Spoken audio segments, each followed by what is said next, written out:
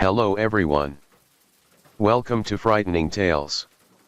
I know many of you enjoy listening to these videos as you fall asleep.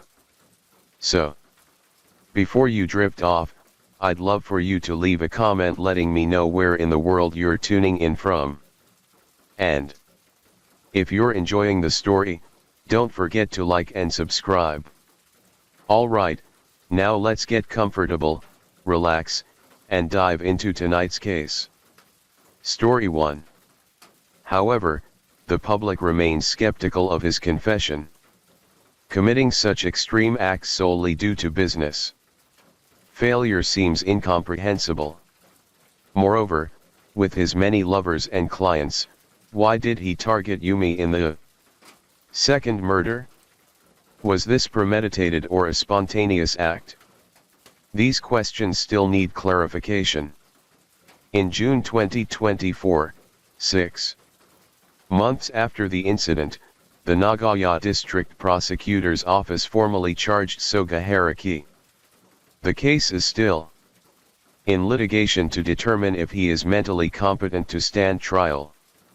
For now, Soga Haraki remains in custody, awaiting trial.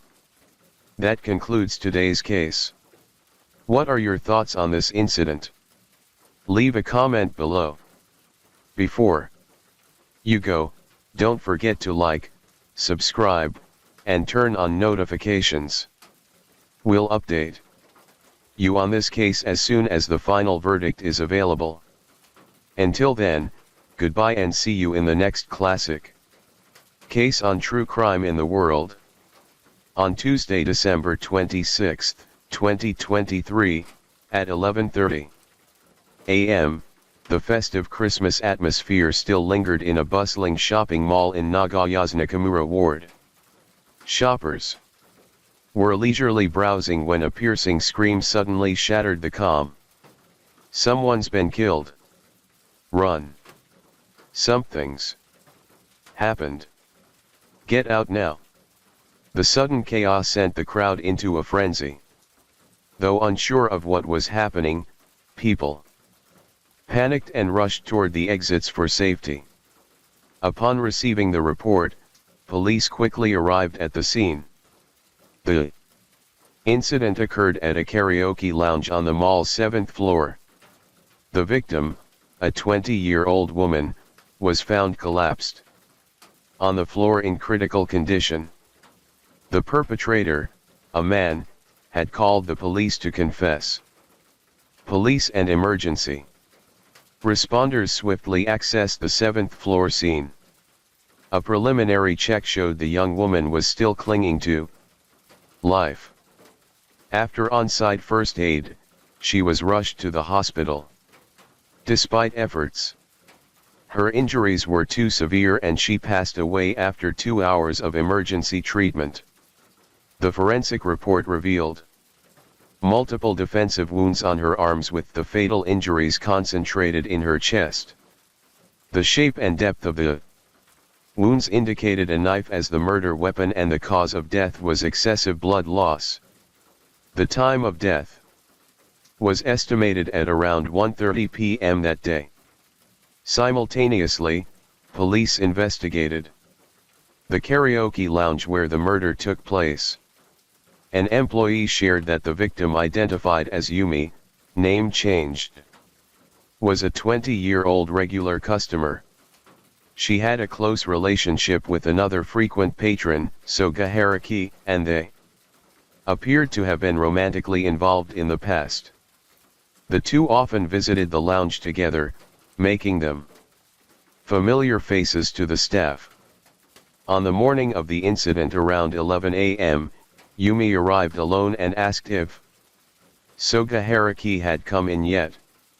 Learning he hadn't, she entered a karaoke room by herself. Shortly after, Soga Haraki hurriedly arrived, asked for Yumi's room number, and headed straight there. As usual, an employee prepared a fruit platter and drinks to bring to the room. But upon entering, he witnessed a horrifying scene. Soga Haraki stood near the door, holding a knife and muttering to himself. Not far away, Yumi lay slumped on the floor near the TV. The sight utterly chilling. The employee screamed in fear, prompting Soki to drop the weapon and flee the room. Hearing the commotion, other staff rushed to the room. After discovering the situation, they immediately called the police. The employee added that Soga Haraki and Yumi had always seemed to have a good relationship, never showing signs of conflict. They were affectionate and cheerful during their visits, leaving everyone baffled about what had transpired in that room to lead to such a tragedy. After examining the scene, police found a kitchen knife in the karaoke room. Forensic analysis confirmed Soga Haraki's fingerprints on the knife. It wasn't an item from the lounge. He had brought it with him, indicating premeditation. According to media reports, Yumi and Soga Haraki met at a hostess bar and later became romantically involved. During their relationship, Yumi had generously given Soga Haraki $1.5 million, approximately $10,000 to support his business ventures. Shockingly, after receiving the money, Soga Haraki cut off contact with her in the summer of 2023, ending their relationship. Yumi eventually moved on from the emotional blow and started dating someone new.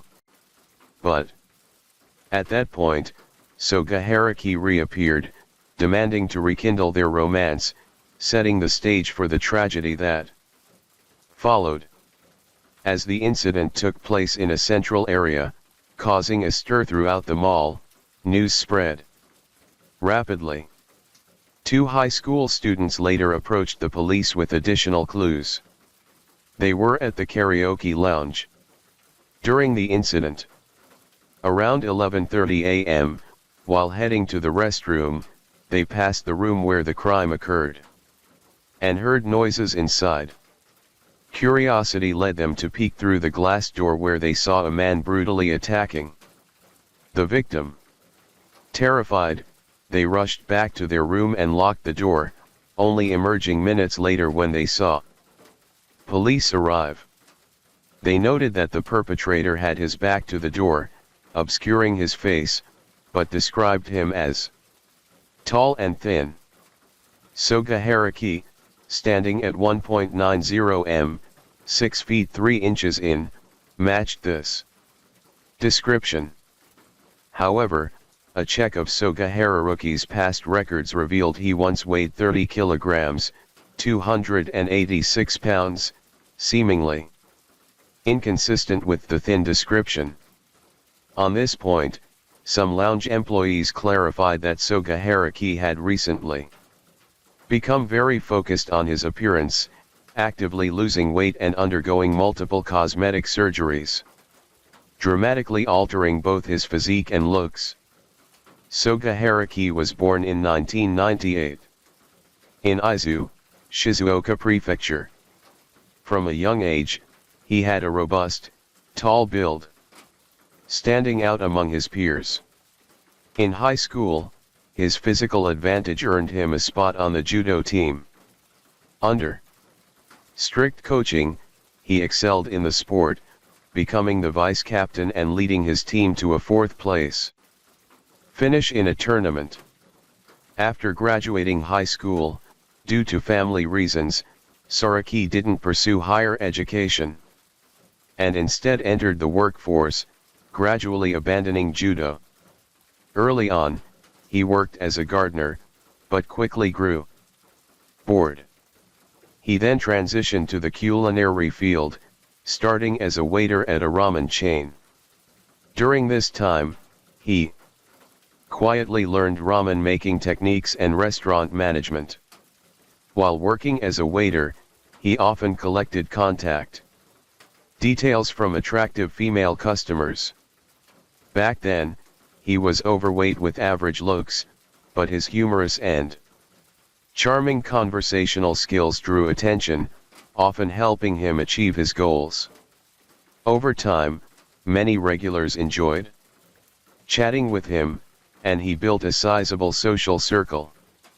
In 2019, at 21, Soga Haruki moved to Osaka, securing a job as a head chef at another ramen shop with a significantly higher salary. But shortly after, a friend offered him a managerial role at a different ramen shop in Gifu Prefecture, Yokohama Iki Dosa. With an even better salary, he accepted immediately. Through his charisma and social connections, Soga Haruki rose from a humble waiter to a manager in a short time, becoming an admired figure among those around him. As a manager, he worked harder and treated his staff kindly.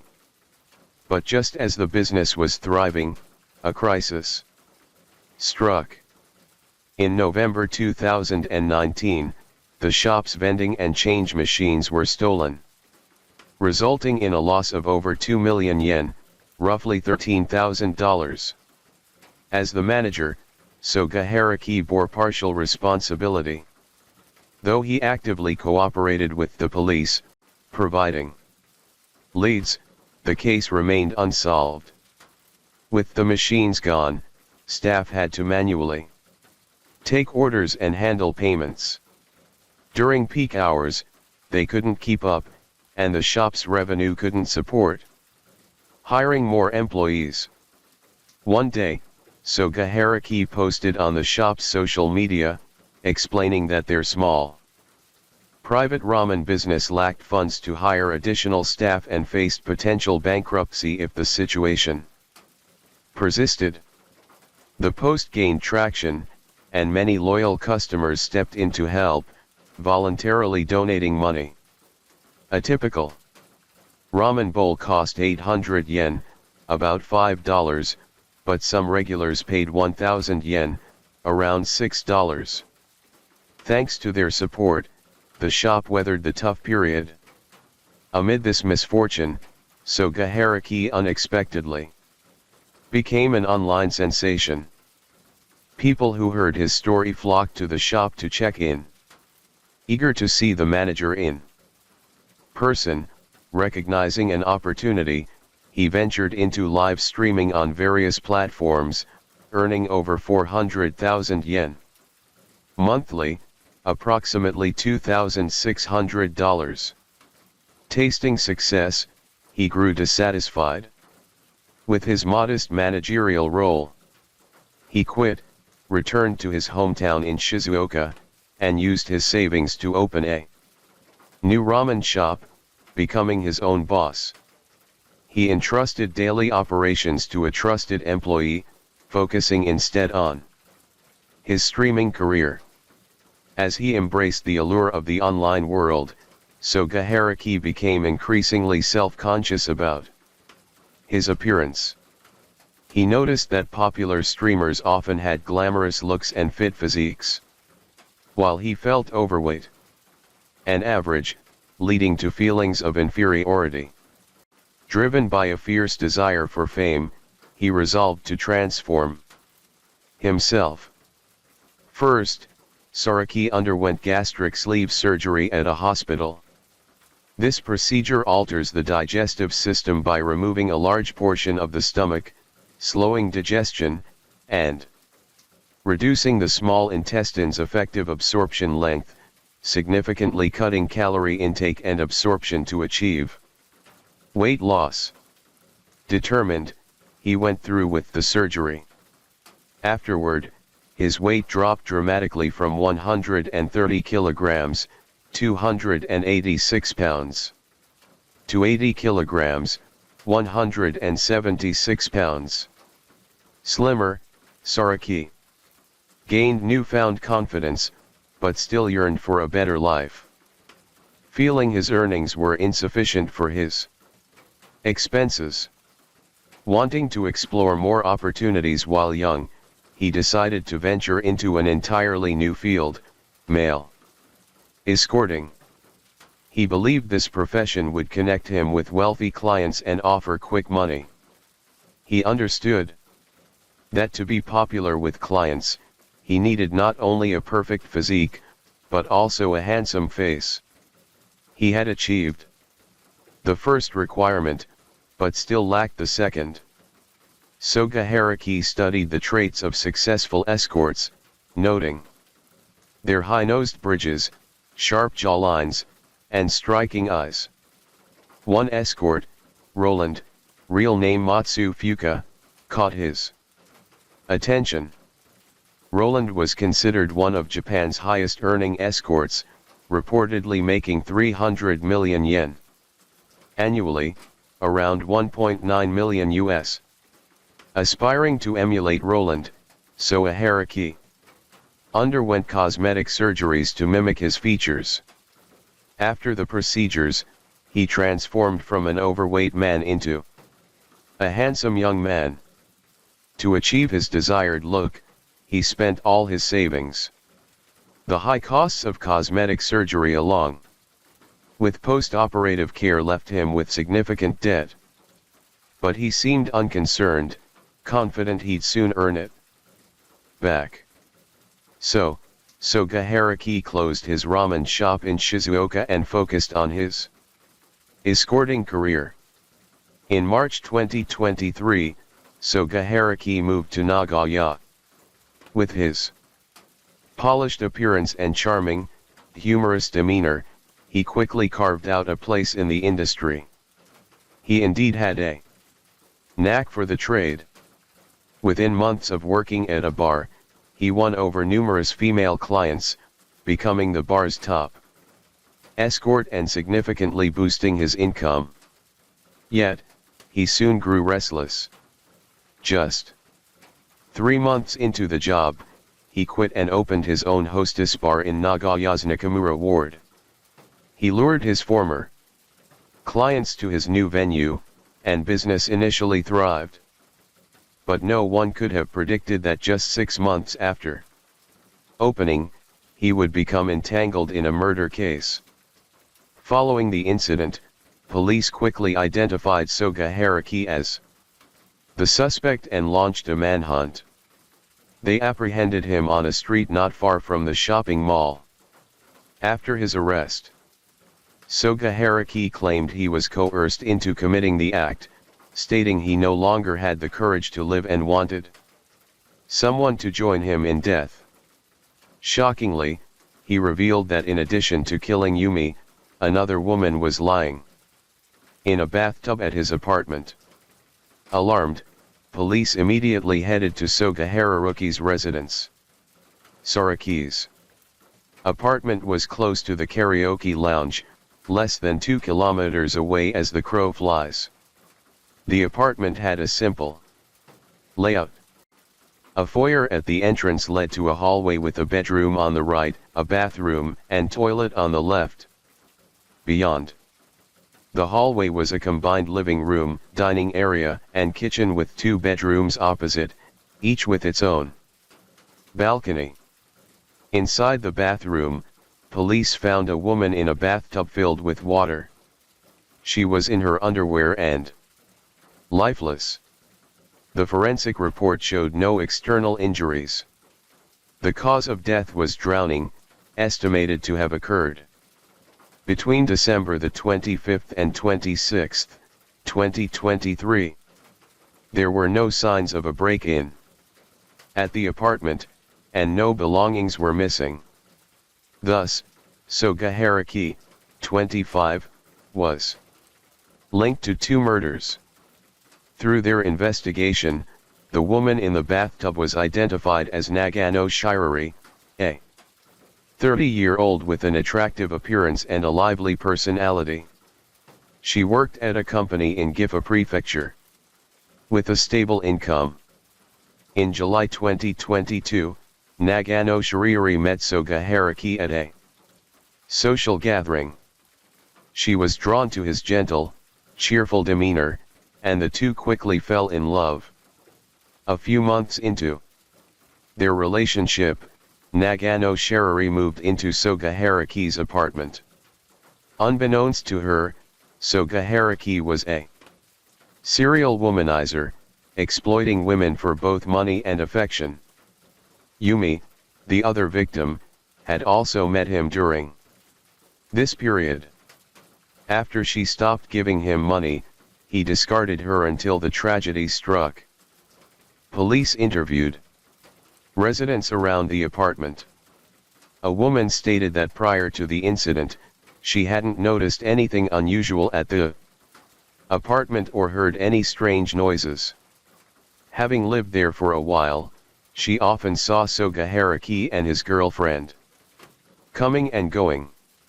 He always greeted her politely, leaving a good impression. The couple seemed affectionate, a talented man and a beautiful woman, making their tragic end all the more shocking. A neighbor on the same floor reported that around 3 a.m. on December 26, while he was asleep, a loud bang startled him. Awake, sounding like an argument and objects being smashed nearby. About 10 seconds later, the noise stopped. Police reviewed the building's surveillance footage, which showed Soga Haraki and Nagano Sharari entering together on the evening of December 25 with no other suspicious individuals present. On the morning of December 26, Soga Haraki left alone. Nagano Shori never exited the apartment.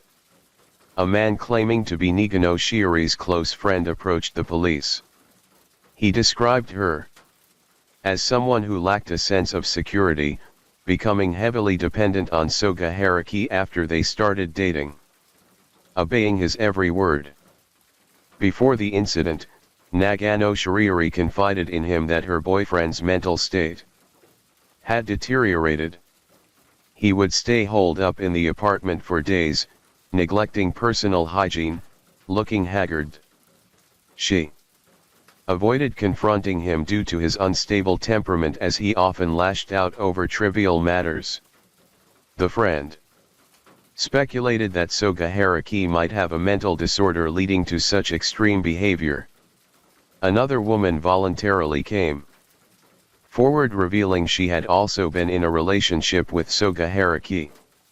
She described him as selfish, outwardly sociable and friendly, but deeply opportunistic, exploiting women for money. During their relationship, nearly all her earnings from her part-time job went to him. When her savings ran dry, he promptly ended things. Not only did he deceive women emotionally and financially, but he was also a habitual cheater. To such a self-serving person, hurting others wasn't surprising. In the interrogation room, Soga Haraki appeared weary and hopeless. Facing police questions, he admitted to his crimes and recounted his psychological state. Before becoming an escort, Soga Haraki had poured all his savings into cosmetic surgeries. Believing his skills would quickly recoup the investment, he boldly took out a large high-interest loan, unaware he was stepping into an abyss. Though experienced in the food industry, running a hostess bar proved an entirely different challenge. After opening the bar, he assumed his old connections would draw customers. But reality dealt him a harsh blow.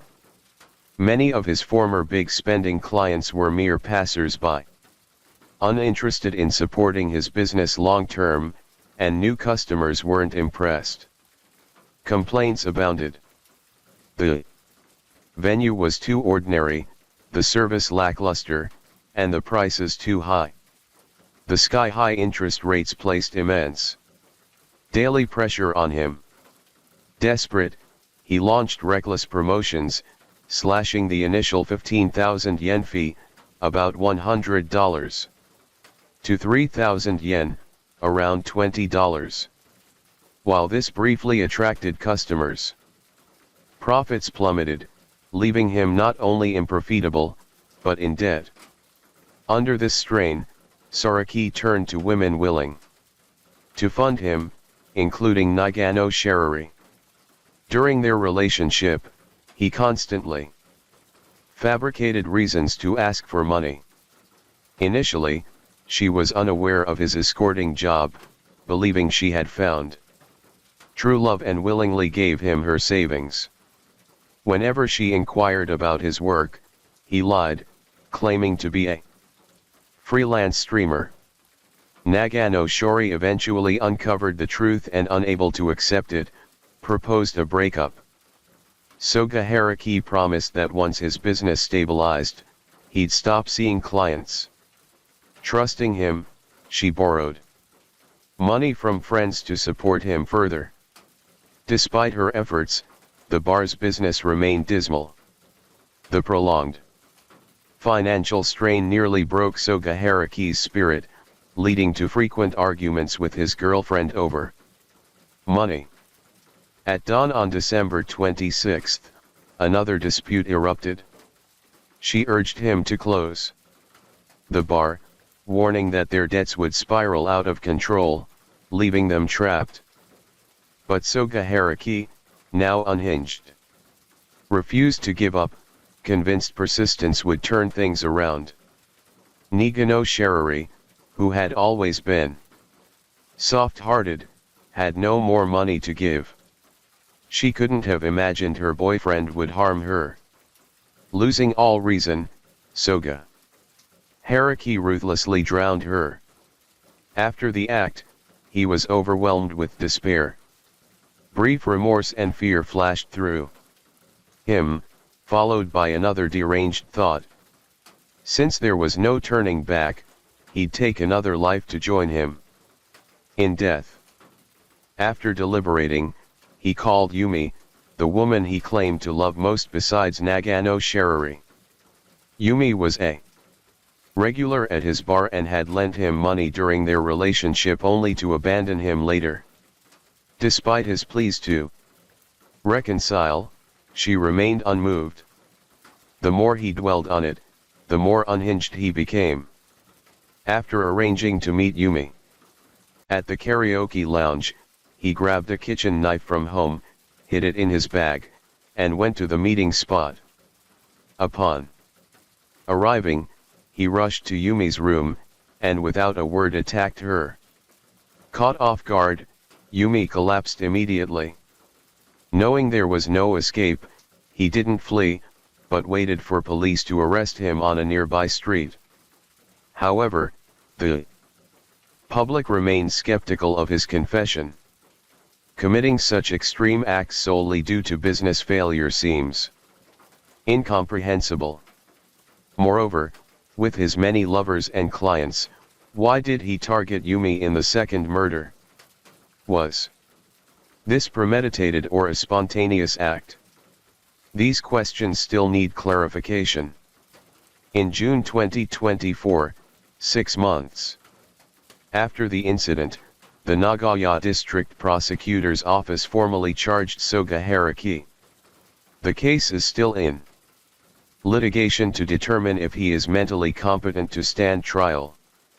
For now, Soga Haruki remains in custody, awaiting trial. Story 2. Late at night on June 23, 1993, at a central hospital in the small city of Manassas, Virginia, doctors and nurses received an urgent summons. A man was rushed in on a stretcher from an ambulance, his condition leaving the medical team stunned and uncertain. The patient had been mutilated. His wife had severed his genitalia. Groaning in pain, he told the doctors that his wife had fled with his manhood. The doctors immediately began a blood transfusion to save his life. While anxiously awaiting updates from the police, police quickly apprehended the wife, who was in a state of extreme agitation.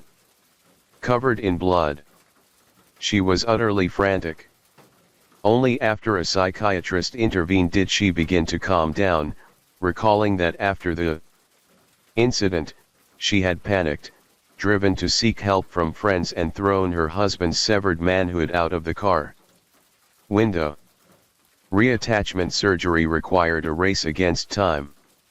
The longer the delay, the lower the chances of success.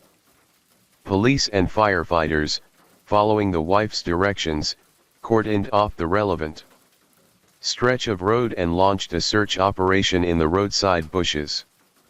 Fortunately, she hadn't lied. Soon after, firefighters located the blood-stained body part. They retrieved a cooler of ice from a nearby convenience store, placed the precious item in a bag, and rushed it to the hospital. The doctors sprang into action, embarking on a meticulous surgery. After over 5 hours of painstaking work, they successfully reattached the tiny blood vessels and hair-thin nerves. The procedure was a success. While the medical team's work was done for now, the police investigation into this case of intentional bodily harm continued. Rewind 4 years to their beautiful wedding. No one could have foreseen the tragic outcome of today.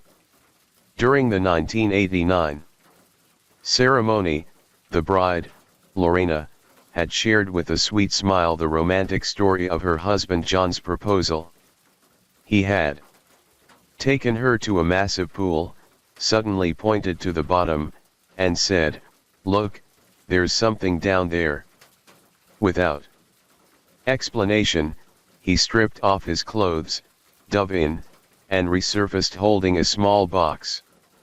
Inside, before her eyes, was a sparkling diamond ring. However, John's account painted a starkly different picture. According to him, Lorena was an international student from Ecuador, South America. They met at a dance event while John was serving in the U.S. Navy. Initially, their relationship was typical of young couples, but John soon realized Lorena's true intent was to marry an American for a green card.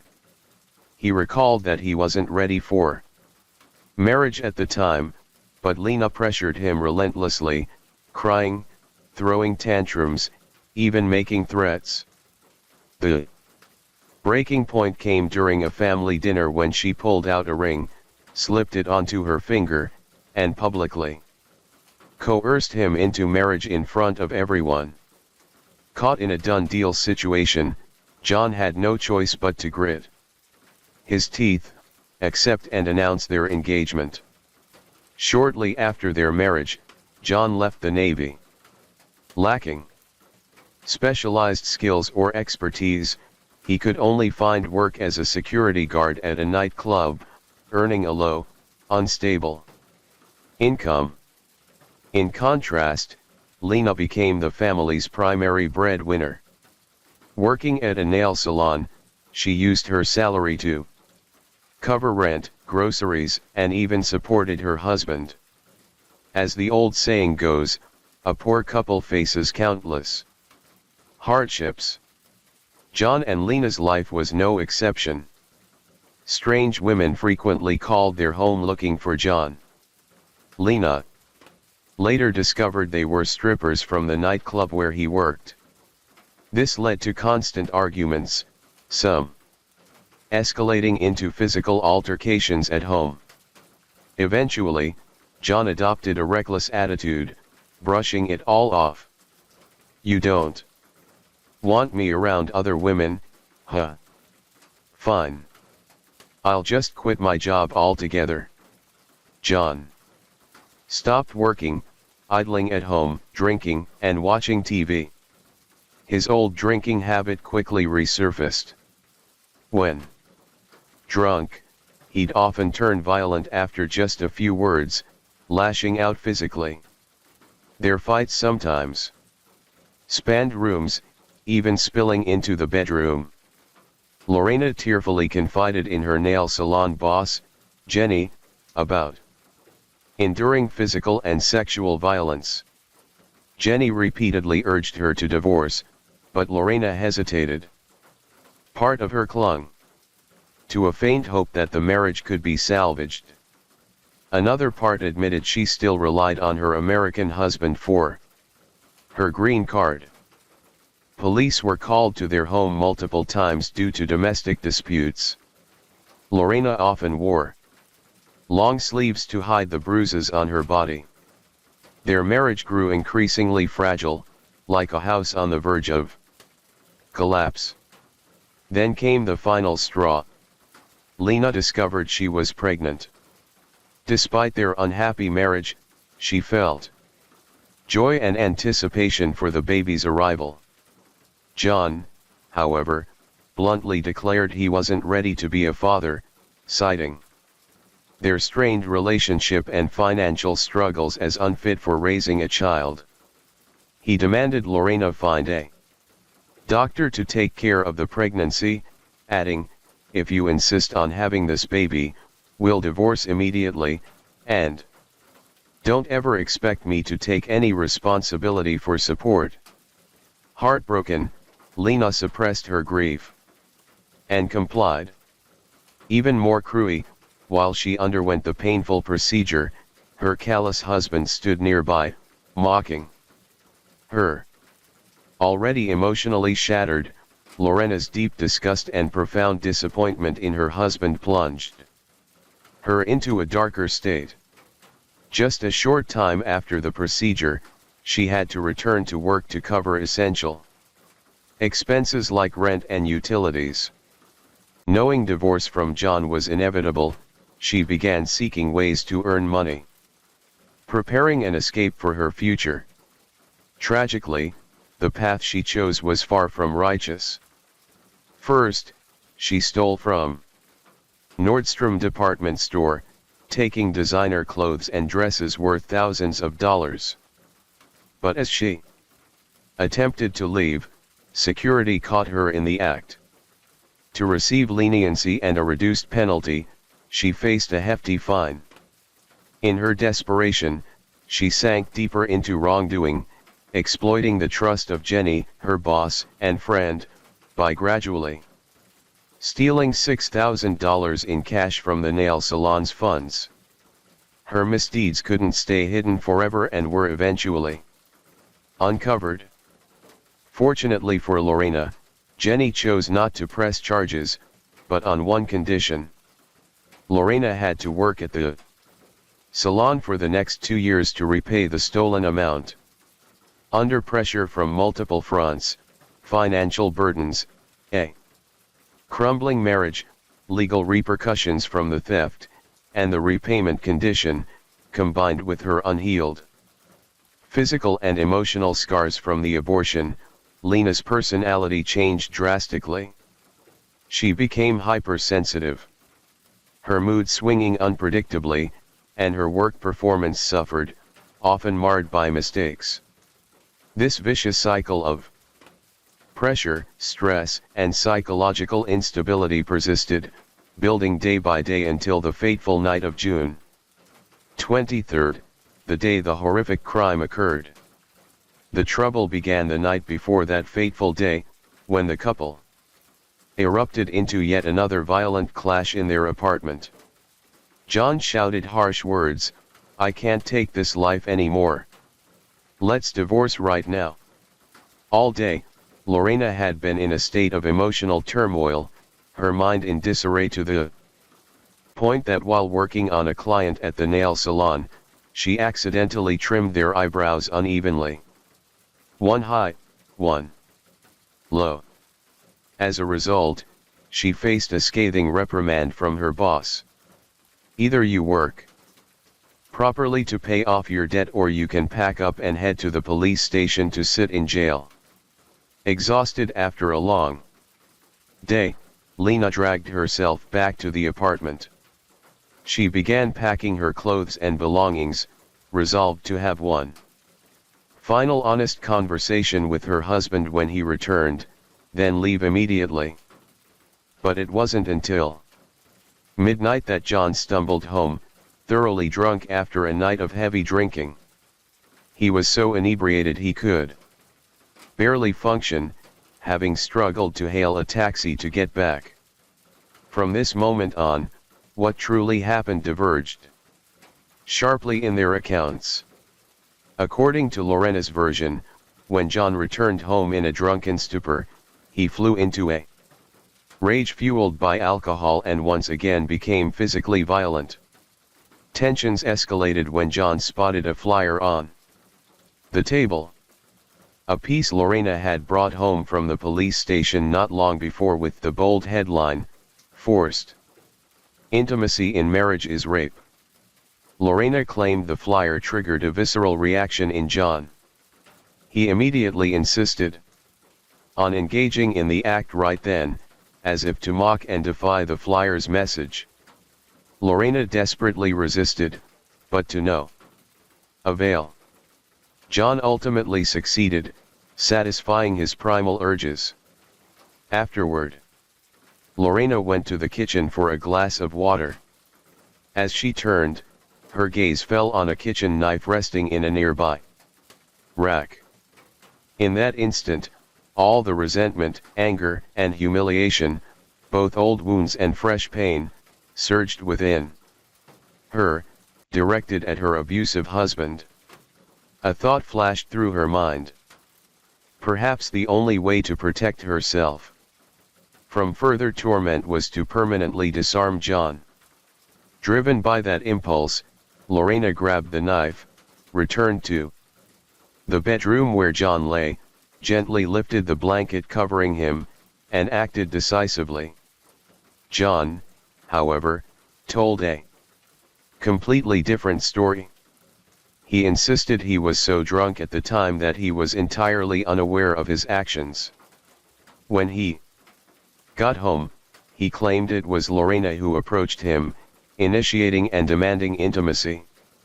He said he was exhausted from drinking and declined her advances. But according to him, Lorena wouldn't take no for an answer. She scratched and clawed at him.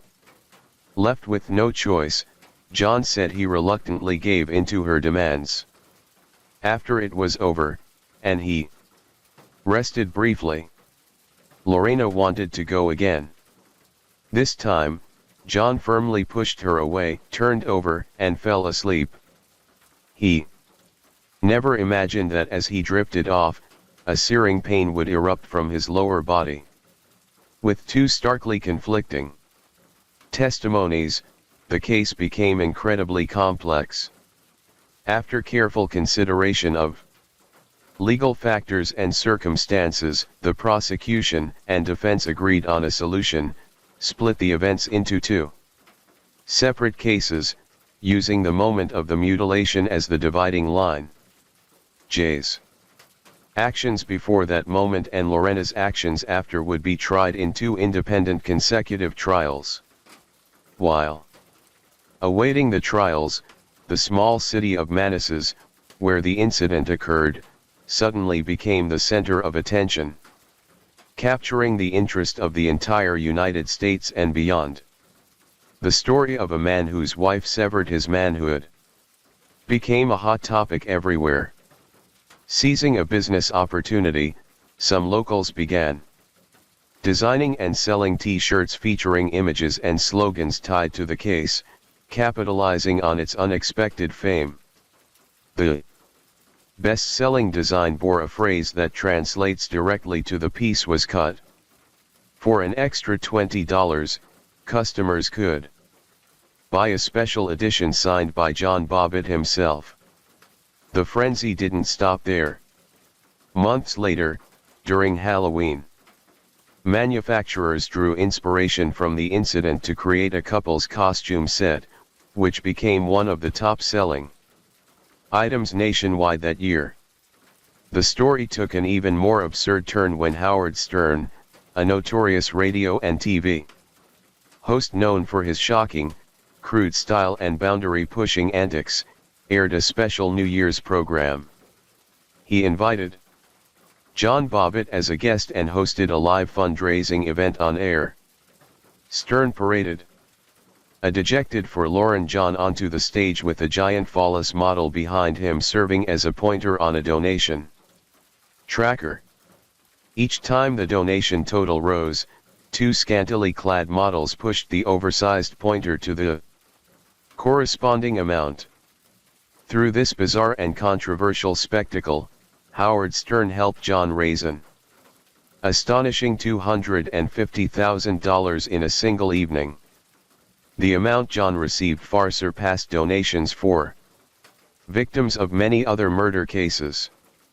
This peculiar generosity from the public likely stemmed from a belief that for a man, losing his manhood was a tragedy more pitiable than losing his life. Thus, John Bobbitt became a household name across America, though not for a flattering reason.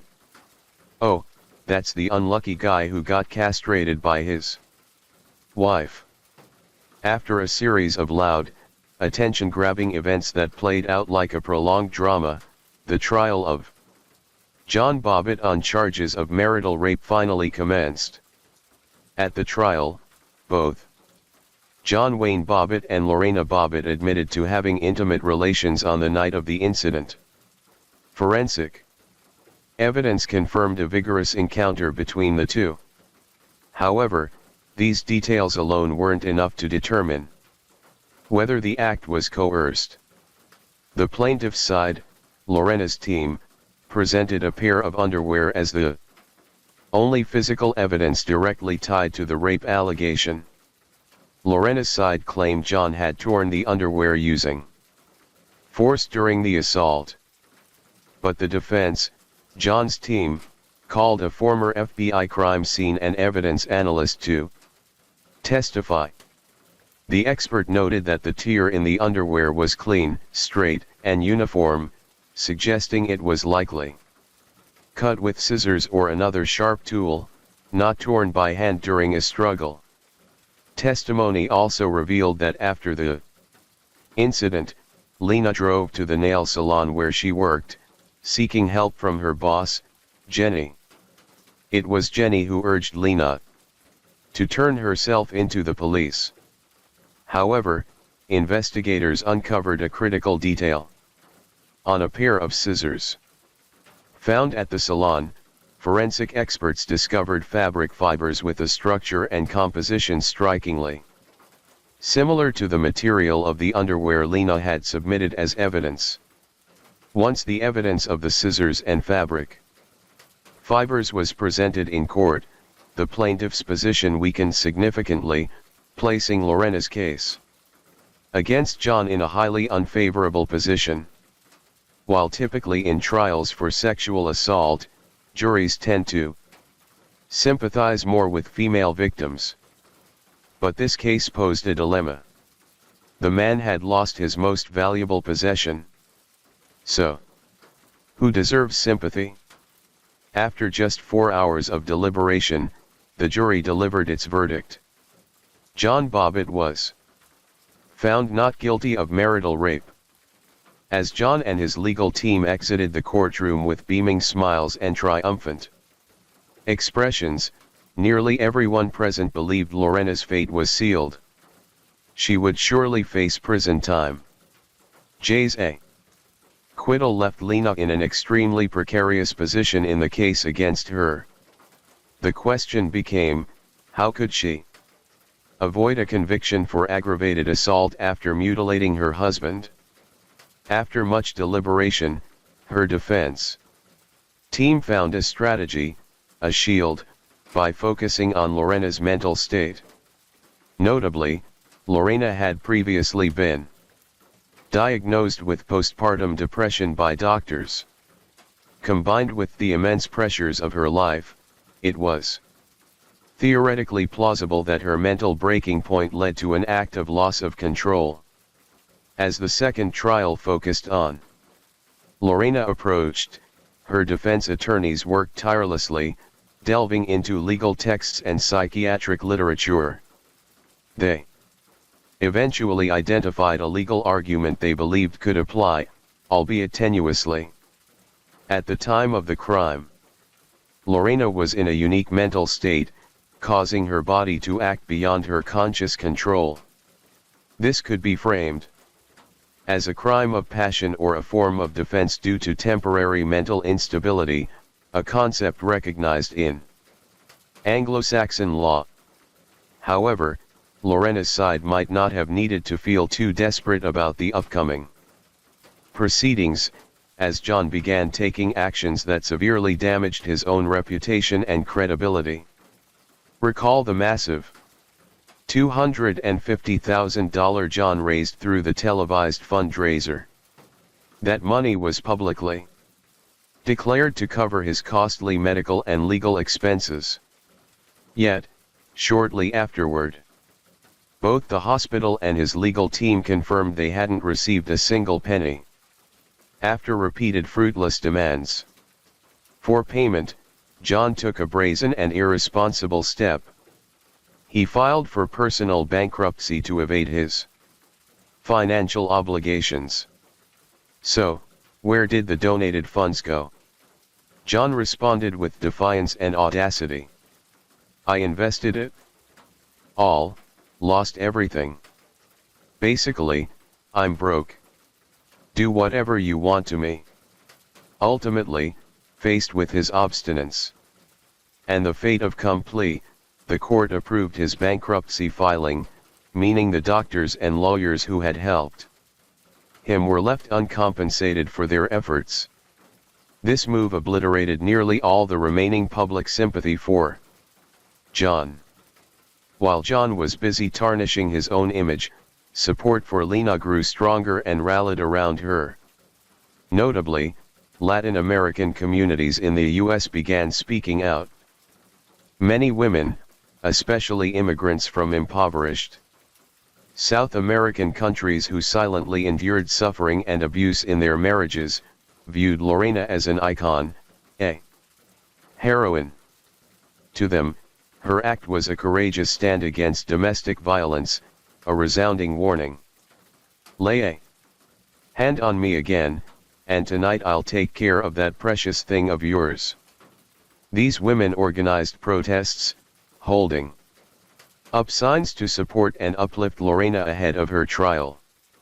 Beyond that, numerous global women's rights organizations joined the cause, voicing their support for Lorena.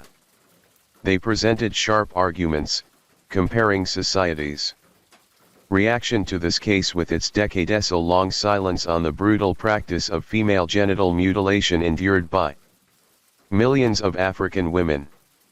They questioned, why does a patriarchal society remain silent about cruelty toward women, yet reacts so vehemently when a woman fights back by castrating a man? Against this backdrop, could the prosecution win their case against Lorena? It was a daunting challenge. Two key factors complicated their position. First, John's severed part had been successfully reattached by skilled surgeons, making it difficult to prove permanent severe harm. Second, John himself adamantly denied any lasting functional or health impairments, refusing to be seen as disabled and repeatedly insisting that everything still works fine. This significantly weakened the basis for a charge of aggravated assault with permanent consequences. So, how should the case proceed? Faced with this dilemma, the prosecution proposed a plea deal. Lorena could plead guilty to a lesser charge of intentional infliction of injury without premeditation. Under this deal, if she accepted, her sentence would be just 4 months in prison. Lorena, however, flatly rejected the plea deal. The core reason was that a guilty plea would result in a criminal record. Under U.S. immigration law, this would almost certainly lead to her deportation to Ecuador after serving her sentence, shattering this American dream she had worked so hard to build. With the situation at this point, she had no choice but to fight to the end. Thus, the deeply conflicted couple found themselves back in court. But this time, their roles as plaintiff and defendant were completely reversed from the previous trial. During the trial, defendant Lena took the witness stand herself. Calmly and coherently, she recounted the years of abuse and violence she endured in her marriage in various forms. Her portrayal as a victim of domestic violence pushed to the brink, starkly contrasted with the prosecution's attempt to depict her as a cold-blooded, ruthless woman who castrated her husband with a knife. In contrast, John Bobbitt's testimony, the supposed victim in this case, proved far less convincing. He repeatedly changed his statements on the stand, offering details that contradicted his earlier claims. This inconsistent behavior and contradictory testimony quickly put him at a disadvantage, costing him credibility. The trial's most pivotal moment came unexpectedly, a betrayal by the prosecution's own psychiatric expert. The expert abruptly reversed his prior mental health assessment of Lorena, requesting the court allow a re-evaluation. In his second assessment, he expressed agreement with the defense's argument, stating that Lorena's actions that night stemmed from a temporary state of mental instability, an uncontrollable act caused by her condition. This key expert's 180 degrees shift in testimony turned the trial's tide, severely undermining the prosecution's case. In a desperate move, the prosecution played their final trump card, displaying graphic images and evidence related to Jay's severed part. While these shocking visuals drew intense media and public attention, they offered little legal value in proving Lorena's guilt under the case's new context. Ironically, the surgeon called to testify about the reattachment procedure inadvertently complicated matters further.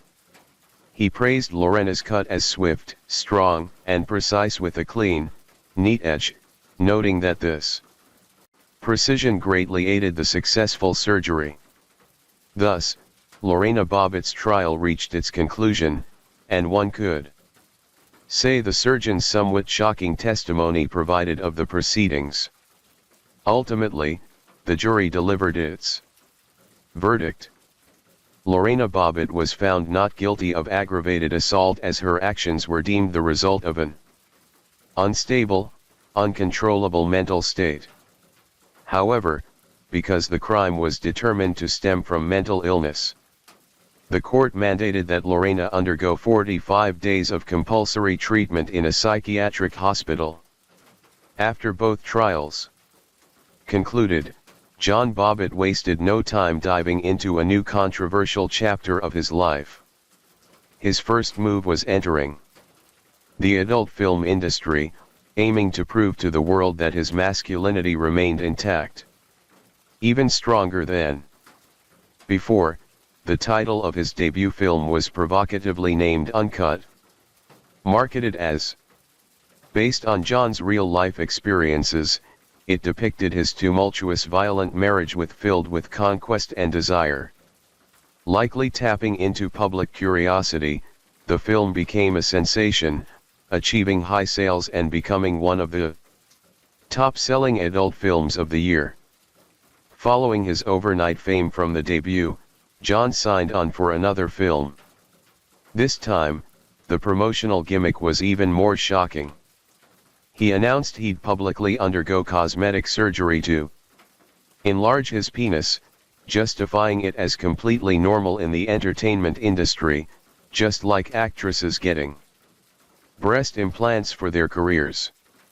Upon hearing this, the surgeon who had painstakingly performed the micro surgery to reattach John's penis years earlier was stunned, exclaiming, "You want to go under the knife again? Wasn't the cut from your wife back then enough?" Despite warnings and advice from several doctors, John insisted on the surgery, even declaring he'd feature the entire procedure in his next adult film. Tragically, the enhancement surgery failed completely. After this uproar, John moved to the party city of Las Vegas. The substantial earnings from his adult films were quickly squandered on nights of endless revelry. During this time, he landed in legal trouble. Again, arrested for assaulting a stripper, he ultimately pleaded guilty and served a 15-day jail sentence. Once again broke and penniless, John Bobbitt returned to ordinary life, seeking regular work to get by. Later, John found an unusual job, a greeter at a brothel. Admittedly, the brothel owner had a unique business sense, hiring a man famous for being mutilated to fill this role. Perhaps John's presence gave clients a subtle sense of superiority. However, he didn't last long in this job either. He committed the ultimate taboo in that environment, falling in love and starting a relationship with one of the working girls, a 19-year-old named Rosie. As a result, he was promptly fired. Surprisingly, Rosie chose to leave the brothel to follow John, traveling over 1,000 mi to New York, even paying out of her own pocket to rent a place for him. But this romantic tale was soon shattered by harsh reality. John reverted to his old ways, resuming his pattern of abusing his girlfriend after drunken binges.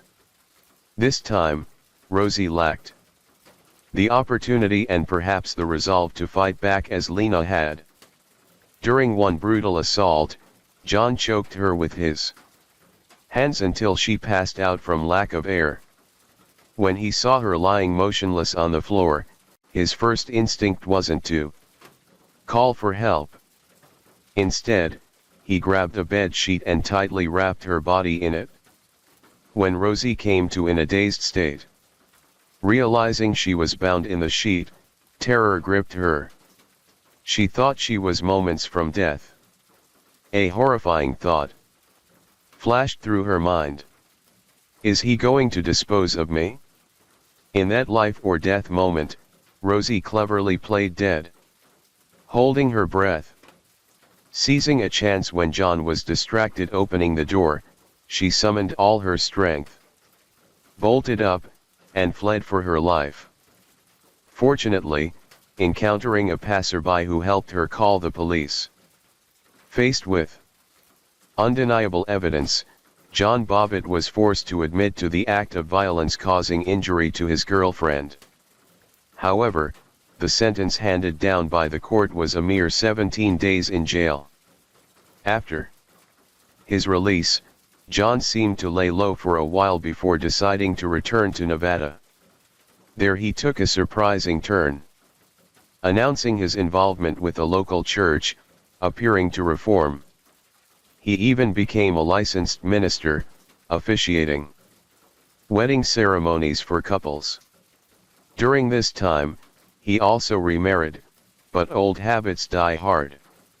In 1999, John was arrested yet again by police for domestic violence against his then-wife Joanna. In 2014, John suffered a severe car accident, resulting in significant neck injuries. Since that accident, John Bobbitt has reportedly relied primarily on U.S. government disability benefits to sustain himself. What then became of the other central figure in this dramatic saga, Lorena Bobbitt? After completing her court-mandated 45-day psychiatric treatment, Lorena Bobbitt was evaluated by doctors and deemed fit for release. In November 1993, she attended a final hearing to review her status. Based on the jury's prior not guilty by reason of insanity verdict, her legal status was officially confirmed as not guilty. Lorena's attorney announced that she would continue psychological therapy and undergo periodic evaluations following her reintegration into society. At a press conference held afterward, Judge Herman A. Vicent Jr., who presided over Lorena's trial, announced the court's final decision. According to later media reports, after leaving the psychiatric hospital, Lorena Bobbitt's life gradually stabilized and returned to a normal trajectory, she displayed remarkable resilience, slowly overcoming the deep trauma and psychological scars from her past, embarking on a new chapter. Despite facing countless challenges, obstacles, and public scrutiny, Lena never gave up. Instead, she persistently sought new opportunities to rebuild her future. In the years that followed, Lena became actively involved in social causes. She emerged as a powerful voice, a staunch advocate for women's rights organizations, particularly in the fight against domestic violence. Her tumultuous life story and painful experiences garnered widespread public attention, significantly raising societal awareness about the severity of domestic violence and the importance of mental health care. Though Lena's journey was fraught with hardship, pain, and tears, she ultimately proved her strength and resilience. She carved out her own path, overcame adversity, and continued to move forward with determination. Like John, Lorena Bobbitt also became a widely recognized name after the case, an unwilling celebrity. Invitations for interviews and talk show appearances poured in. Her former friend and nail salon boss, Jenny, quickly seized the opportunity, becoming Lorena's manager and representative. Jenny took half of the commission from Lorena's earnings, harboring ambitions of pushing her deeper into the entertainment world. However, the intense media attention and pressure triggered a relapse of Lena's depression, forcing her to seek psychiatric treatment once more. During this challenging period, Lena came to a crucial realization. She couldn't and didn't want to spend her life exploiting her own scandalous story. Continuing down that path would only trap her in an endless cycle of controversy, much like her ex-husband. With this clarity, Lorena made a firm decision. She withdrew from the public eye, severed ties with her manager, declined all interview and event invitations, and quietly returned to a community college to resume the education she had abandoned. Lena's life thereafter was a journey of effort and perseverance marked by ups and downs. After completing her required courses, she leveraged her experience in the beauty industry to open her own salon at 2726 Sumtown Pike, Georgia. As her business stabilized and turned a profit, Lorena took a further step. She founded a nonprofit organization called Lorena's Red Wagon, dedicated to providing free support and assistance to victims of domestic violence. Beyond that, Lorena actively engaged in policy advocacy, contributing to the push for the U.S. Congress to pass significant legislation granting green cards to immigrant victims of domestic violence. This law created a legal pathway, allowing such victims to safely leave their abusers while maintaining lawful residency in the U.S. After years of relentless struggle and effort, Lorena Bobbitt finally achieved what she had long desired, a U.S. green card. Yet whether the price she paid for her current life was truly worth it is something perhaps only she can fully understand. In her personal life, Lorena found a new partner, a man named Dave. When their relationship began, many couldn't help but just that they felt worried for Dave's little friend. Yet over 2 decades later, Lorena and Dave remain happily married in harmony. They have a daughter together and have built a modest, loving home, not unlike any other ordinary family. Story 3. On March 17, 2025, Hong Kong's media outlets published a somber obituary.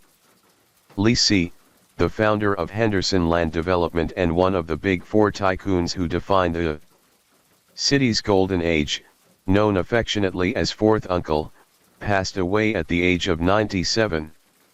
As the news spread, the name Seven Fairy, that Chen Vu, a renowned mystic, exploded across social media. Just weeks earlier, in late February, she had prophesied that a prominent Hong Kong tycoon surnamed Li would face a grave calamity. She emphasized that this figure had long been fated to depart, but had extended his life through years of charitable deeds. However, when the rare astronomical phenomenon of 7 stars aligned occurred, 7 celestial bodies in perfect alignment, even he could not defy heaven's mandate. At the time, many speculated she referred to Li Ka-shing, Hong Kong's richest billionaire. Yet, 2 weeks later, it was Li Yaqi who passed. Netizens responded with bow-biting sarcasm. Perhaps Li Ka-shing is the one popping champagne. Not only has his lifelong rival left the stage first, but he's also dodged a cosmic calamity meant for him. In truth, much like how few care about the world's second richest person, Li Yaqi was the eternal runner-up among Hong Kong's billionaires. His fame within the Chinese community and media presence piled beside Li Ka-shing's. Yet in the realm of feng shui, we see he was revered as a near mythical figure, a living testament to the adage, trust in feng shui and wealth will follow.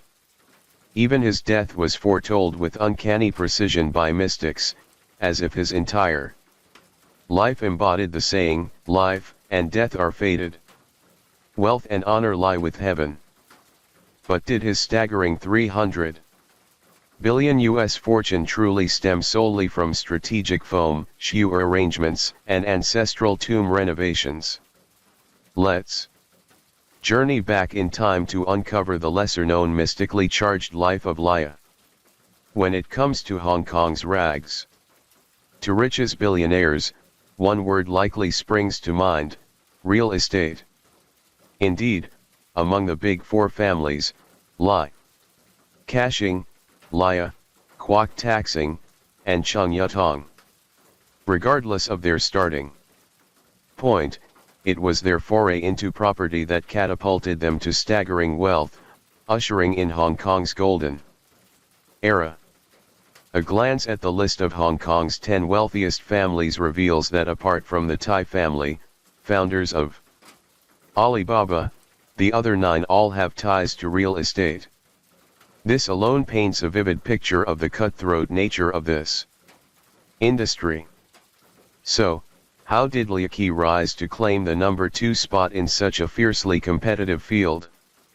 The answer lies in this: he won right from the starting line. On February 20, 1928, in the bustling town of Daliang, Shunnand, Guangdong, the Li family welcomed their 4th son.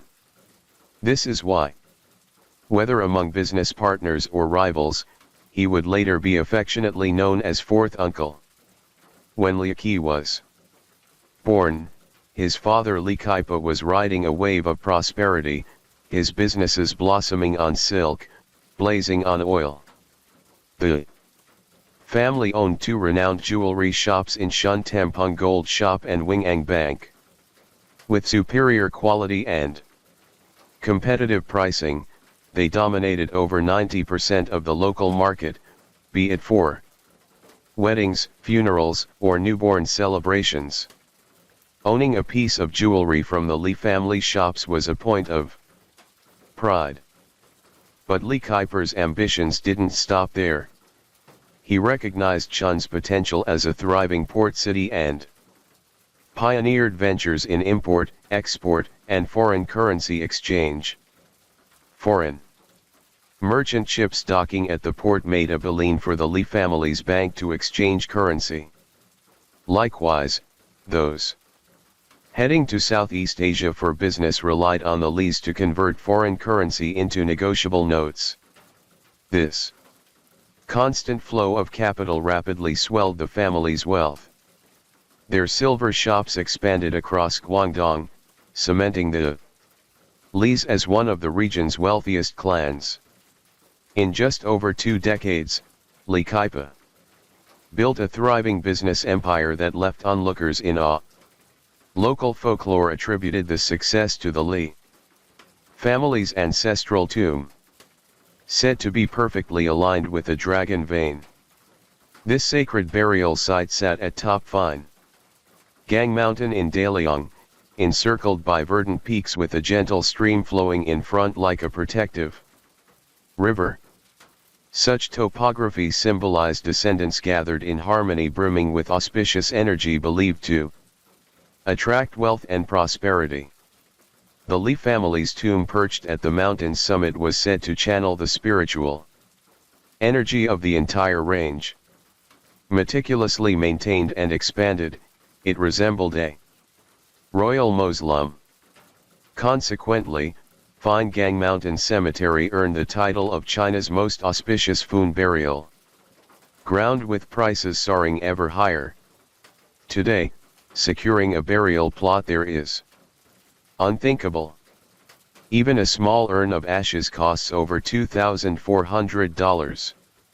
Add to that a maintenance fee of over $850 US every 10 years. No wonder netizens just Li didn't just drive up property prices in the living world. He's made the afterlife's real estate market skyrocket, too. Li Xiao was a bright child, quick-witted and articulate, doted on by his parents. Tragically, his 2 elder brothers passed away in childhood. In an era that heavily favored sons, the arrival of this boy, though the 4th son, was a source of immense joy for the family. In truth, he became the de facto eldest son of the lineage. News of the new heir spread swiftly, and Li Kaipo poured his hopes and expectations into the son. He didn't merely want the boy to inherit the family business. He envisioned the Li name soaring to new heights. The name Xiao, meaning to flourish brilliantly, was chosen to reflect this ambition. His surviving elder brother, Li Xiaolam, was sidelined from the role of heir. At age 3, Luca was enrolled in one of Shan's most prestigious private schools. By 10, his father hired top tutors from Guangha, including a university professor of Chinese literature, to teach him at home. Beyond academics, Li Xiao began learning the family trade. Barely tall enough to see over the shop counter, he accompanied his father on business dealings, mastering everything from sourcing materials and crafting jewelry to sales, customer service, and bookkeeping with remarkable precision. Thanks to his innate intelligence, by age 12, he was managing the family shops. They say he could gauge the purity of gold just by holding it, calculating a fair selling price in his head. Even seasoned merchants marveled at his skill. His father entrusted the family's 2 largest gold and silver shops in Shun to this 12-year-old prodigy, earning him the nickname Little Boss. Let's pause for a moment. What were we doing at 12? Now consider Li at that age, tutored by university professors, managing gold and silver shops, handling vast sums of money, and overseeing immense wealth. He didn't just start at the finish line. His starting line was a step from victory. Yet in an era of war and upheaval, no amount of wealth, talent, or auspicious Fun could shield the Li family from history's tides. In 1945, Japan surrendered, ending World War II. But peace brought chaos. Counterfeit money issued by the Japanese and occupied territories became worthless overnight. Even notes from the Republic of China's central bank plummeted in value. The Li Family's bank teetered on collapse. Their vast cash reserves rendered useless. After shuttering multiple branches, like Hypo returned to Shund, the cradle of their fortune. While gold and silver sustained the business, he knew the risks of putting all his eggs in one basket.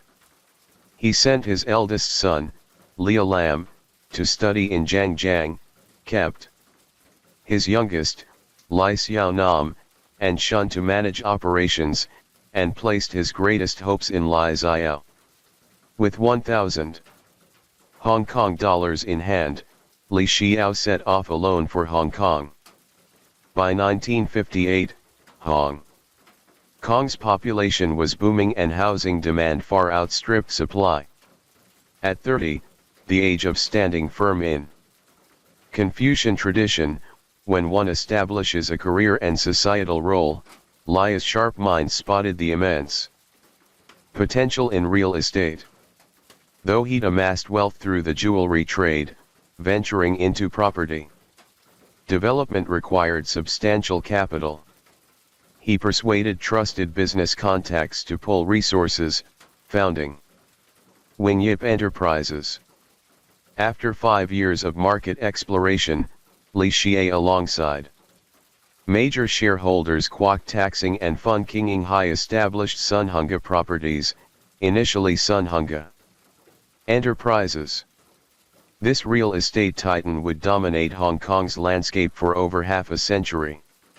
Later, scholar Chun Hung Tai, an expert on the history of overseas Chinese tycoon families, described Lai Xiao in his book He Kwak Taxing and Fun King.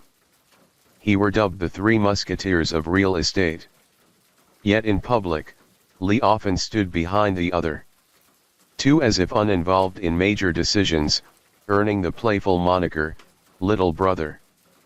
Behind the scenes, however, despite Kwok and Fun being a decade or two his senior, they held him in high regard. This speaks volumes about Li Xiao's talent and capability. His role was akin to that of Zhang, the master strategist.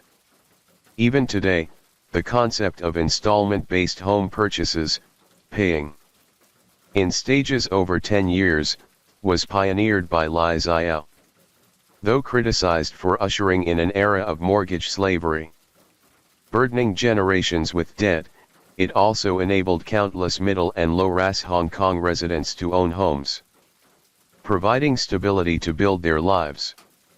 The Move In Now Pay Later model was an instant hit, warmly embraced by the market. Coupled with Hoang Tong's pre-sale speculation model, the two were likened to the Eastern heretic and Western venom of the real estate world.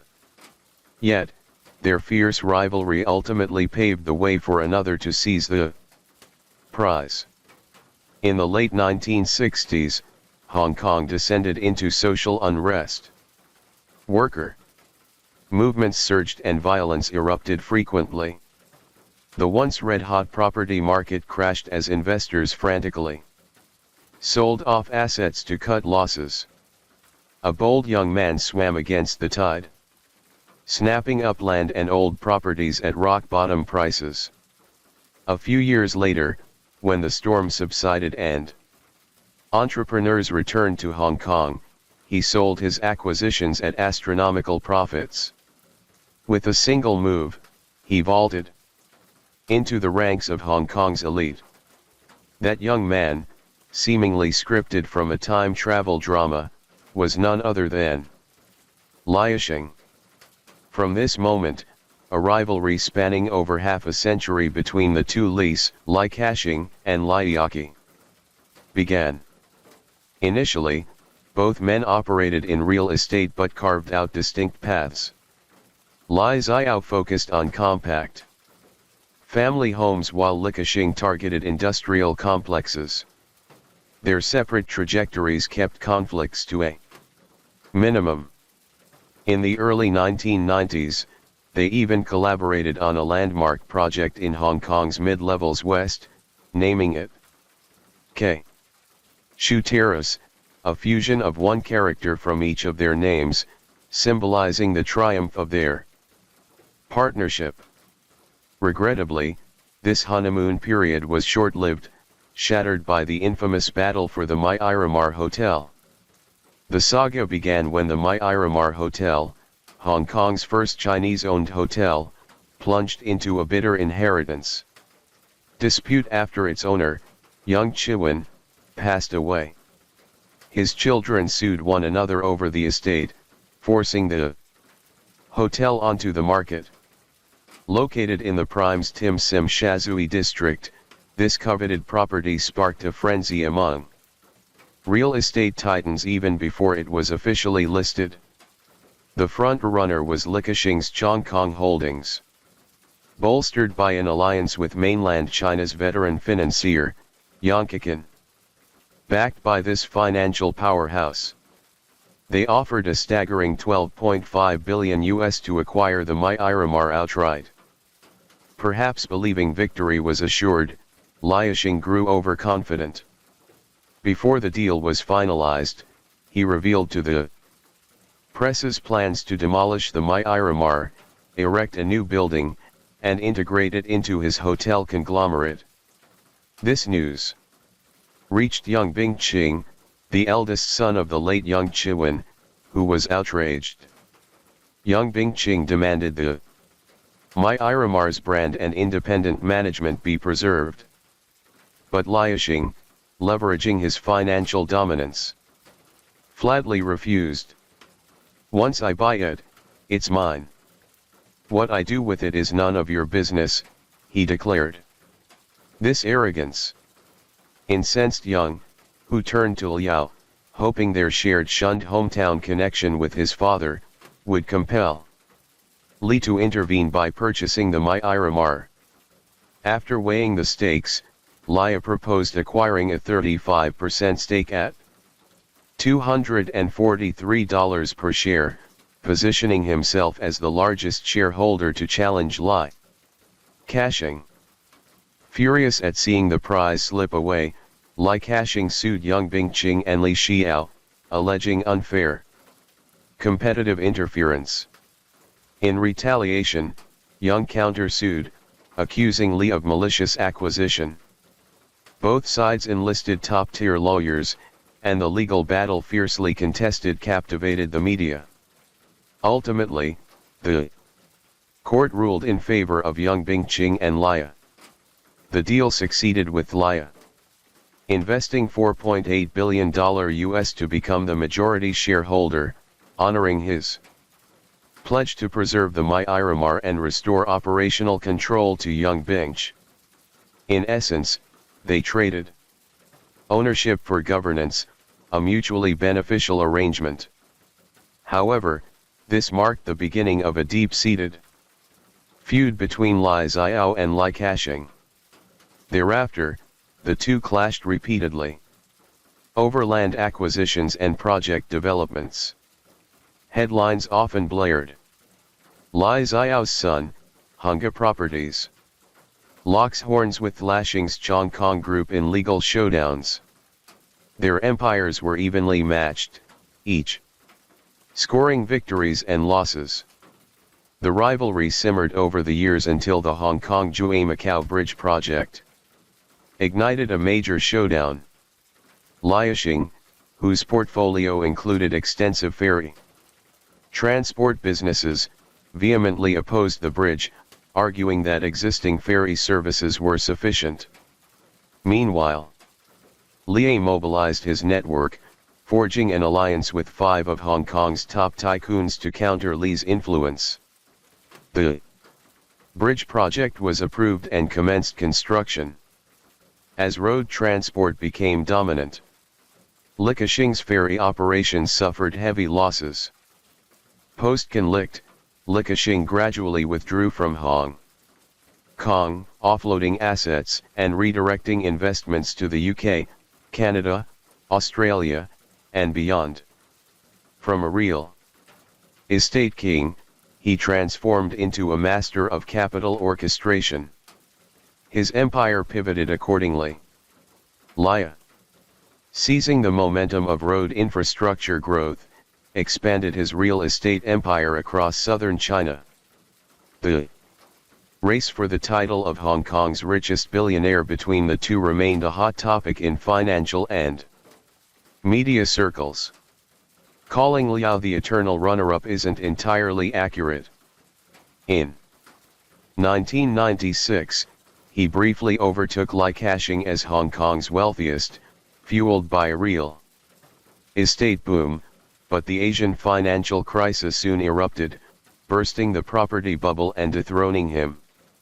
From then on, Li Ka-shing consistently outranked him. If Li Ka-shing is akin to Elon Musk, playfully awarding a silver medal to Jeff Bezos, Li Xie could fill a room with silver medals. Remarkably, Li named his youngest son King, a not-so-subtle jab, as if to say, "I'm your father." The name symbolized their decades-long love-hate rivalry, and Li's reluctance to remain in his rival's shadow. The two battled lifelong in the boardroom, and even in the realm of Foon, they were neck and neck. Li Ka-shing once said in an interview, "Small wealth comes from effort, but great wealth comes from fate," revealing his deep belief in Funyu and destiny. Folk tales abound, like how he used Foon formations to neutralize negative energy from the Bank of China and HSBC buildings, or chilling rumors of rituals to appease his late wife's spirit. Li was no less devoted to Funyu. From selecting villa locations to their designs, every detail bore the mark of master gem answers. Yet his greatest concern wasn't just amassing wealth, but ensuring it endured across generations. This task he couldn't accomplish alone, bringing us to the billion-dollar daughter-in-law, Deborah Suchi Singh, a Hong Kong actress and model. If Liao was destined for fortune, such Chi-Ching was the one who defied fate to enter this elite dynasty. The story begins in 2006 with a wedding that shook Hong Kong. Held at Sydney's Royal Botanic Garden, the event cost $100 million US. From venue decor and gourmet cuisine to jewelry and attire, every element exuded opulence. Hong Kong media later revealed that such Chi-Ching's makeup and hair styling alone cost over $140,000. Each strand of hair radiating wealth. Her diamond ring, blindingly radiant, featured a flawless 7-carat stone in a minimalist design valued in the tens of millions. At the ceremony, Li Xie gifted the couple a 100 kilograms bar of 9,999 pure gold, symbolizing a path to boundless prosperity. The bride's family, especially Sue's mother, beamed with satisfaction as her meticulously planned marry-up strategy, set in motion over 2 decades earlier when her daughter was born, had come to fruition. Such Chi-Ching's father, Such Chuan Shan, was a seasoned accountant, while her mother was a full-time homemaker. Their family was solidly middle class in Hong Kong, but for her mother, this wasn't enough. Her daughter had to surpass her parents, and the path was clear. Marry into the ultra-wealthy elite, becoming a lady of high society. Even during pregnancy, she consulted a Funyu master to select the perfect birth hour. Despite doctors confirming a healthy fetus suitable for natural birth, she insisted on a caesarean to ensure her daughter's Batsy astrological birth chart was flawless. It said that the day after meeting his future daughter-in-law, Li Xiao took her photo and birth details to a trusted Funyu master. After analysis, the master praised such Chi-Ching's beauty and declared her Batsai exceptionally auspicious, predicting she would bring wealth to her husband and prosperity to the family, soon bearing a male heir. With this endorsement, Li swiftly arranged the marriage. But rewind 2 decades and Sue's mother revealed in an interview that crafting a wealth attracting Batsy was merely the first step. She ensured such Chi-Ching never did chores, preserving her soft, fair hands to showcase jewelry elegantly. Rough, calloused hands she believed would deter wealthy suitors. Raised with meticulous care, such Chi-Ching grew up with porcelain skin and a charming cherubic face adored by all. A perfect lady in her mother's eyes, destined for a tycoon's household. To enhance her pedigree, the family sold their assets and immigrated to Australia, polishing Sue's background. Under her mother's calculated guidance, Su Chi-Ching excelled academically, mastered social graces, and blossomed into a radiant beauty. At 14, during a visit to Hong Kong, her striking appearance caught the eye of a street talent scout who offered her a modeling contract. Showbiz, however, was a murky world, and tycoons often frowned upon models and actresses. Initially, her mother opposed it, but after consulting the fortune teller who predicted Sue's noble benefactor lay in entertainment, she relented. She allowed Sue to sign, imposing strict rules: no revealing outfits, no dating, and no overnight stays away from home. To her mother, Chow was a stepping stone to elevate Sue's profile, not to tarnish her reputation. Over the next few years, such Chi-Ching transitioned from modeling to acting, landing minor roles. Though her performances were unremarkable, her name gained recognition. In 2000, rumors swirled of a romance with Timothy Hong, son of Sammo Hong, a renowned Hong Kong director, producer, and martial arts choreographer. Paparazzi frequently snapped the couple on dates. Sammo Hong approved, telling reporters, "As long as my son likes her, that's enough." But Sue's mother was unimpressed. Despite the family's influence and entertainment, they didn't meet her lofty standards. She publicly opposed the relationship, citing Sammo Hong's playboy reputation and rumored triad ties, implying his son was cut from the same cloth. This enraged Sammo Hong, who joined efforts to derail the romance. The couple eventually parted ways. It said Timothy Hong once knelt at the Sue family's doorstep, begging for reconciliation, only to be turned away. Such Chi-Ching's rejection of becoming Sammo Hong's daughter-in-law was a media sensation.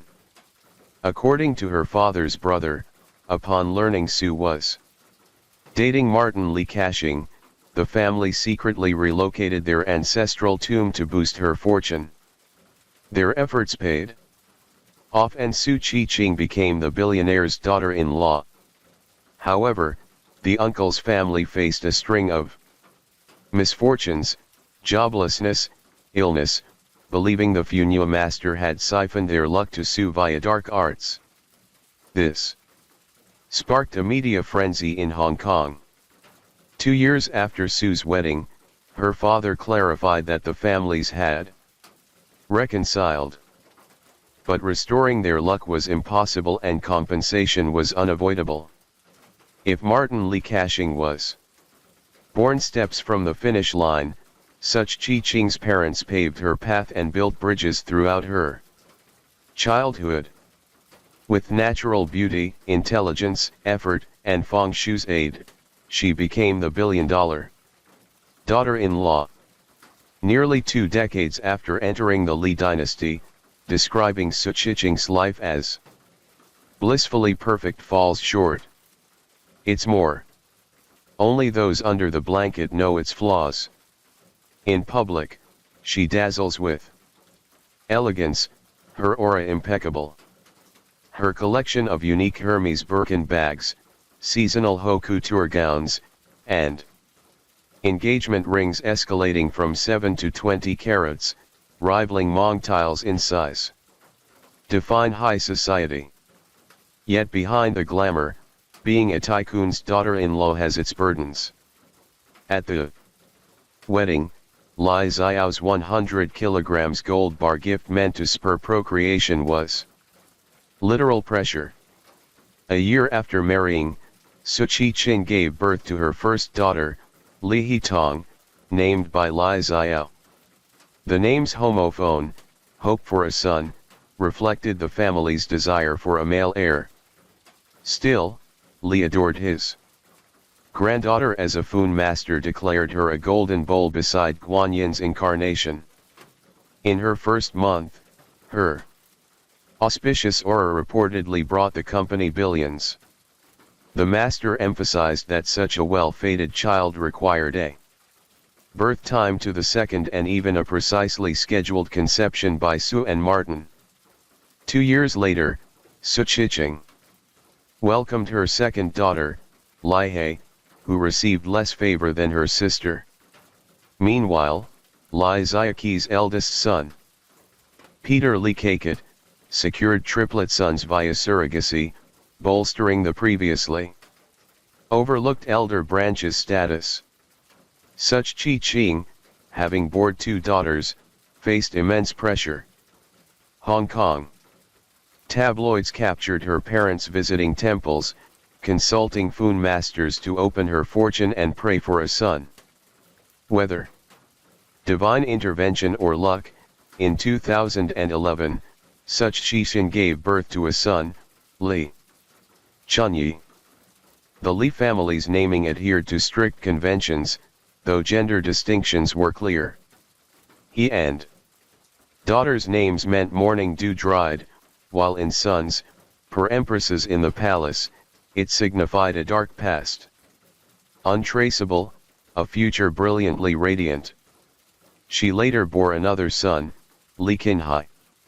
In 8 years, Su Qiqing delivered 4 children, 2 boys, 2 girls, fulfilling the dynasty's procreation quota.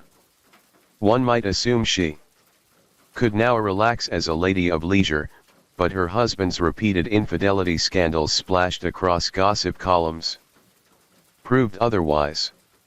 In 2016, rumors linked actress Natalie Chow to an illegitimate child, pressuring the Lis for recognition. Media claimed Martin Li Kauting lavished Chow with designer bags, jewelry, and an exorbitantly priced overseas villa, even involving her in family investment projects as if preparing to her status. Li Xiao vehemently opposed this, citing Su Qiqing's role in the family's prosperity. As long as he lived, Mistress Tiao would never enter the fold. It's speculated that after Li Xia's passing, a fierce battle over the Li fortune may erupt. In 2019 at 91, Li Xiao announced his retirement. His sons Peter Li Kaiket and Martin Li Kashing assumed control of assets in Hong Kong, mainland China, and beyond. Li Xiaoqi settled into retirement. His final photographed moment showed him in a wheelchair resting in the gardens of his lavish mid-levels villa attended by nurses and aides. Purchased in 2010 for $143 million. The villa took a decade to build at an estimated $570 million.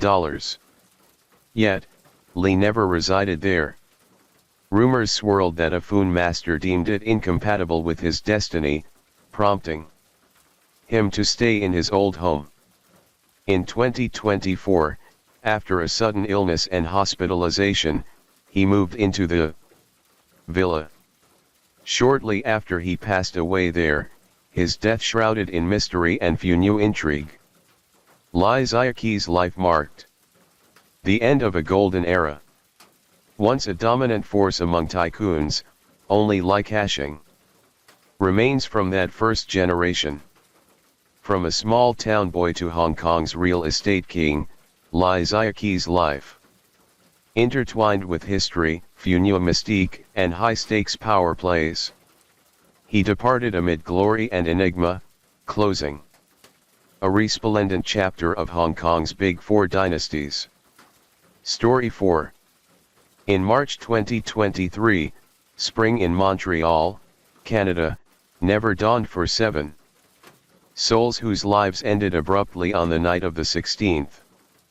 That evening, a catastrophic level 5 fire erupted in a historic building, once the Cami factory, nestled in the heart of old Montreal, claiming the lives of 7 unfortunate individuals.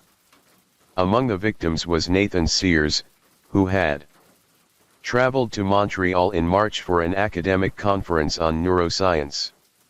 Tragically, the final day of his trip ended in the inferno. Over 6 months after the tragedy, the cause of the fire was finally uncovered.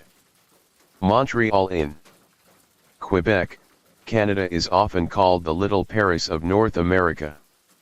In 1642, French fur traders established their outpost along the St. Lawrence River, laying the foundation for the city. Over time, Old Montreal witnessed the defeat of French forces, the expansion of the 19th century Industrial Revolution, and yet preserved its French cultural and historical essence. Narrow cobblestone streets, ancient stone houses, classical churches, and European-style squares testify to its storied past. The area blends Old World European charm with modern North American vibrancy, offering visitors a unique experience. Each year, around 6 million tourists flock to admire its French heritage.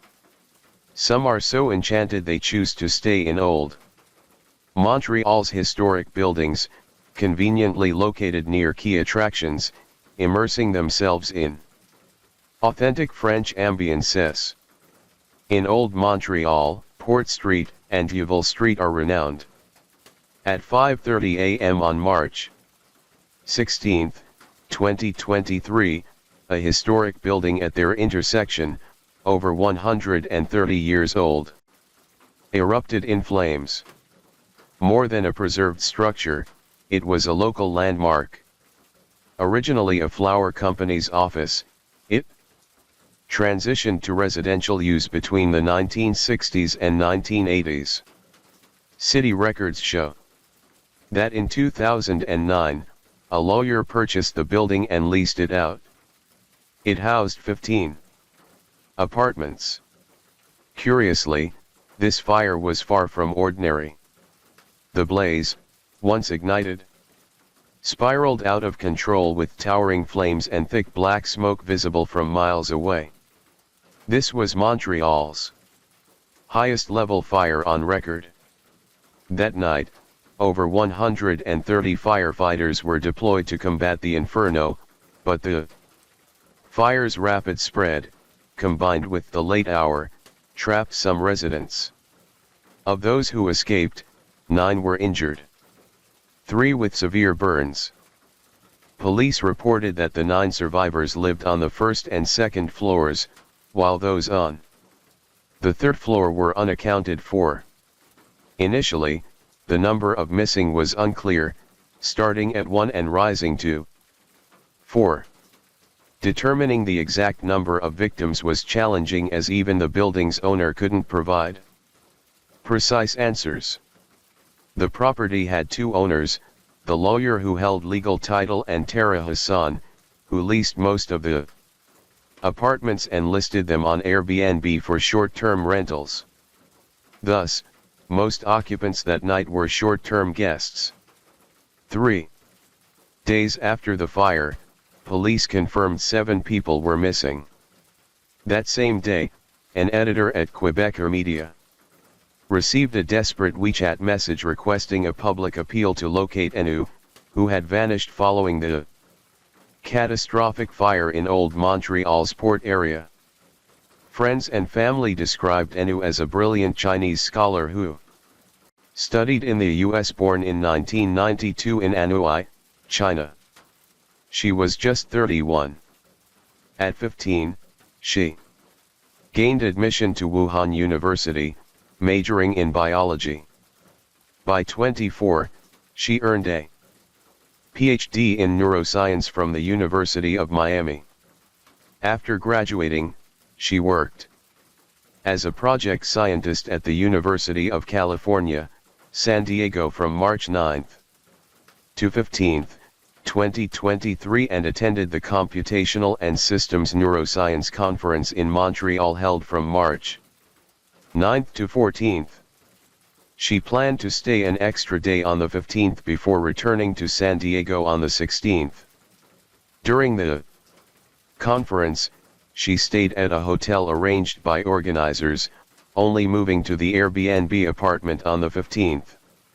She believed staying in Old Montreal would be closer to the airport than the conference hotel, convenient for her departure, while allowing her to soak in the historic district's atmosphere. Unbeknownst to her, that night, the building erupted in a ferocious blaze, severing all contact with her, and was scheduled to return to San Diego on the 16th. When her colleagues and superiors couldn't reach her, they visited her apartment, finding it empty. They alerted the police and contacted U.S. Customs, learning she had no record of re-entering the U.S. from Canada. Meanwhile, Canadian police, after verifying tenant records with the secondary landlord, worked with U.S. authorities to locate Anne's emergency contacts. After confirming her disappearance, Anne's friends reached out to Chinese-language media platforms, posting a missing persons notice to enlist help from the local Chinese community. They clung to hope, praying she had escaped and been taken to a hospital by a good Samaritan. That faint hope was extinguished over 10 days later. As a historic structure ravaged by fire, the building risked collapse. On March 27, police confirmed the fire claimed 7 lives. 5 victims, including in Wu, were identified. 2 days later, the remaining 2 were named. With no further victims expected, police halted efforts to focus on investigating the fire's cause. On March 24, Anne's father, Wu, and his wife flew from Tongling Anu to Montreal. They visited the Chinese Community Association, the consulate, and police stations, then underwent DNA testing. Those were the longest days of their lives. On March 27, they finally saw Anne in the morgue. Due to the ongoing investigation, they couldn't touch her body. Police allowed them to view her face through a glass panel. Wu instantly recognized his daughter. He noted her shoulder-length hair, intact eyebrows, and rosy complexion. He told the media Anne was in a third-floor apartment on the building's west side. Her room wasn't touched by flames. It faced the street with 2 large windows. If someone had broken those windows that night, she might have been saved. But was fast asleep, unaware of the fire, unable to save herself.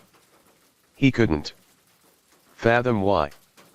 With the building's Street F facing facade housing just 5 rooms under 50 m long, none of the 130 plus firefighters broke those windows to rescue his daughter.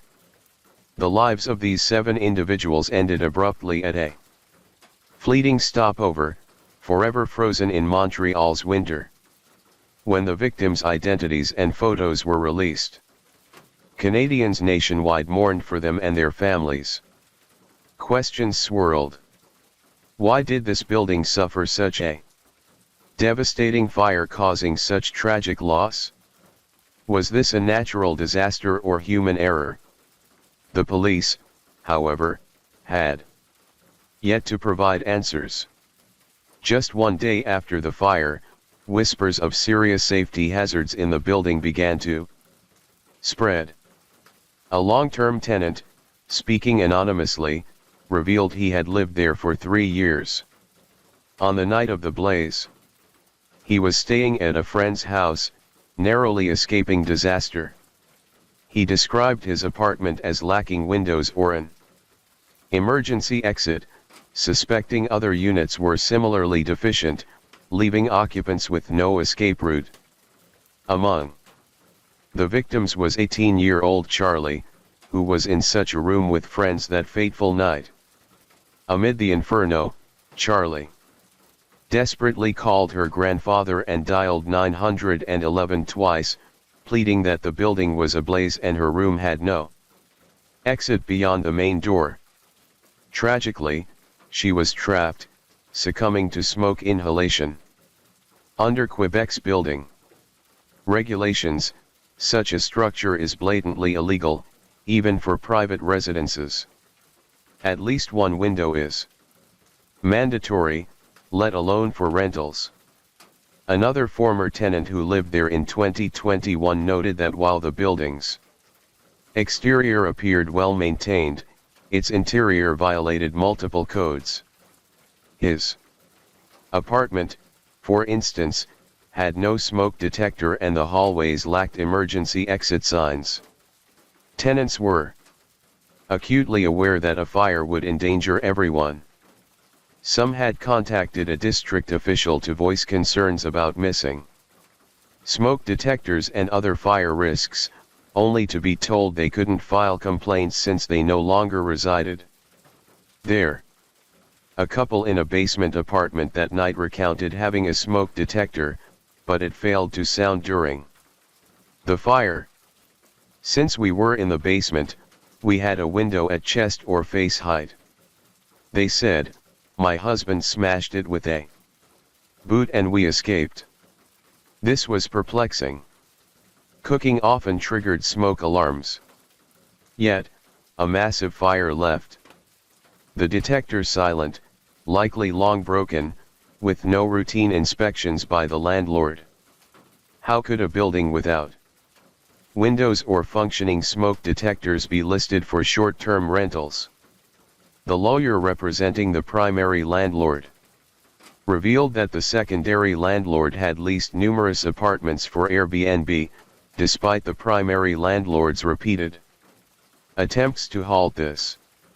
In August 2022, the primary landlord sent 2 warning letters, which the secondary landlord ignored. The secondary landlord was later identified as a software engineer at a Montreal company running an Airbnb business with over 20 apartments as a side venture. 4 of these lacked short-term rental permits operating illegally. Was the primary landlord truly blameless? A skilled lawyer himself, he could afford to purchase an entire building in Old Montreal. With another lawyer on retainer, how could they fail to stop an engineer's illegal rentals? Soon after, a local media outlet revealed that in a 2019 interview, the secondary landlord boasted about his unique business model, built on profit sharing with the primary landlord. A long-term tenant confirmed that the primary landlord, the lawyer, had approved the short-term rentals and pressured long-term tenants to leave, aiming to convert all units for Airbnb. Beyond the illicit rental practices of both landlords, the oversight of such businesses was riddled with issues. Since 2018, Old Montreal banned Airbnb rentals, but without enforcement, the prohibition was toothless. The Quebec Revenue Agency, responsible for monitoring short-term rentals, lacked sufficient inspectors. Airbnb's oversight was even more glaring. The platform didn't require hosts to provide operating permits, allowing haphazard short-term rental listings. A clear management failure. Responsibility was continually shuffled with no one accepting primary blame. The victims' families standing in the snow at the Fire site could do little but wait and grieve. In April 2023, Nathan Sears's father, one of the 7 victims' relatives, spearheaded a class action lawsuit against Airbnb, the primary landlord and the secondary landlord. The lawsuit alleged that the defendants prioritized profits over residents' safety and health, demanding $6 million in punitive damages. Yet before the family's lawsuit was approved, the primary landlord preemptively sued the city of Montreal for $5.5 million, claiming excessive heritage protections caused the fire. Why this logic? The landlord argued that the city's stringent preservation rules prevented necessary upgrades. For instance, the 100-year-old wooden entrance door, a historical artifact, couldn't be modified or replaced, compromising security and fire safety. He also blamed the fire department for an inadequate response. He claimed that upon arriving at the scene, he warned firefighters of people potentially trapped inside, but his alerts were ignored. His argument sounded plausible, yet the critical question remained. Knowing the building's severe safety risks, why did he continue renting it? Each side wielded its own rationale, passing blame like a relay race.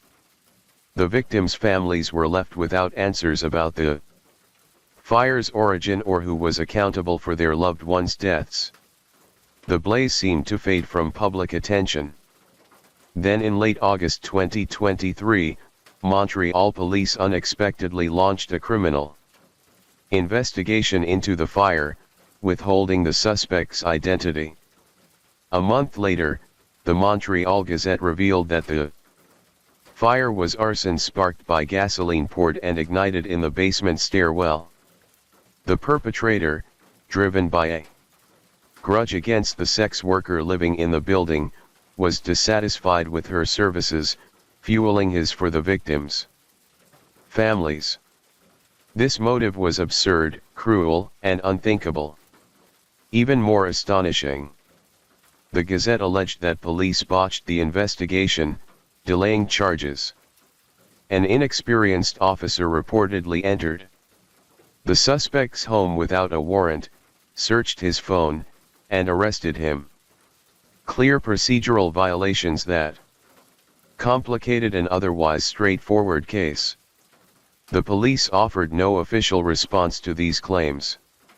After the article's publication, Montreal police issued a statement to quell unrest, firmly denying they mishandled the investigation.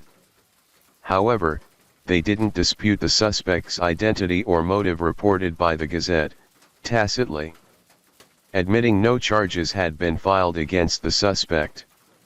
In late October 2023, the Canadian Broadcasting Corporation, CBC, reported that the suspect in the Old Montreal arson case was Dennis Began. Not only was he a member of a Montreal mafia syndicate, but he was also a notorious criminal with an extensive rap sheet. At the time of the arson, he was a fugitive, having escaped custody. Now over 60, Dennis' appearance suggests a kindly retired neighbor enjoying his twilight years. Yet describing his crimes as heinous is no exaggeration. Since age 19, he was a frequent visitor to Quebec's courts. Charged with countless offenses: drunk driving, arson, theft, fraud, extortion, assault. The list goes on.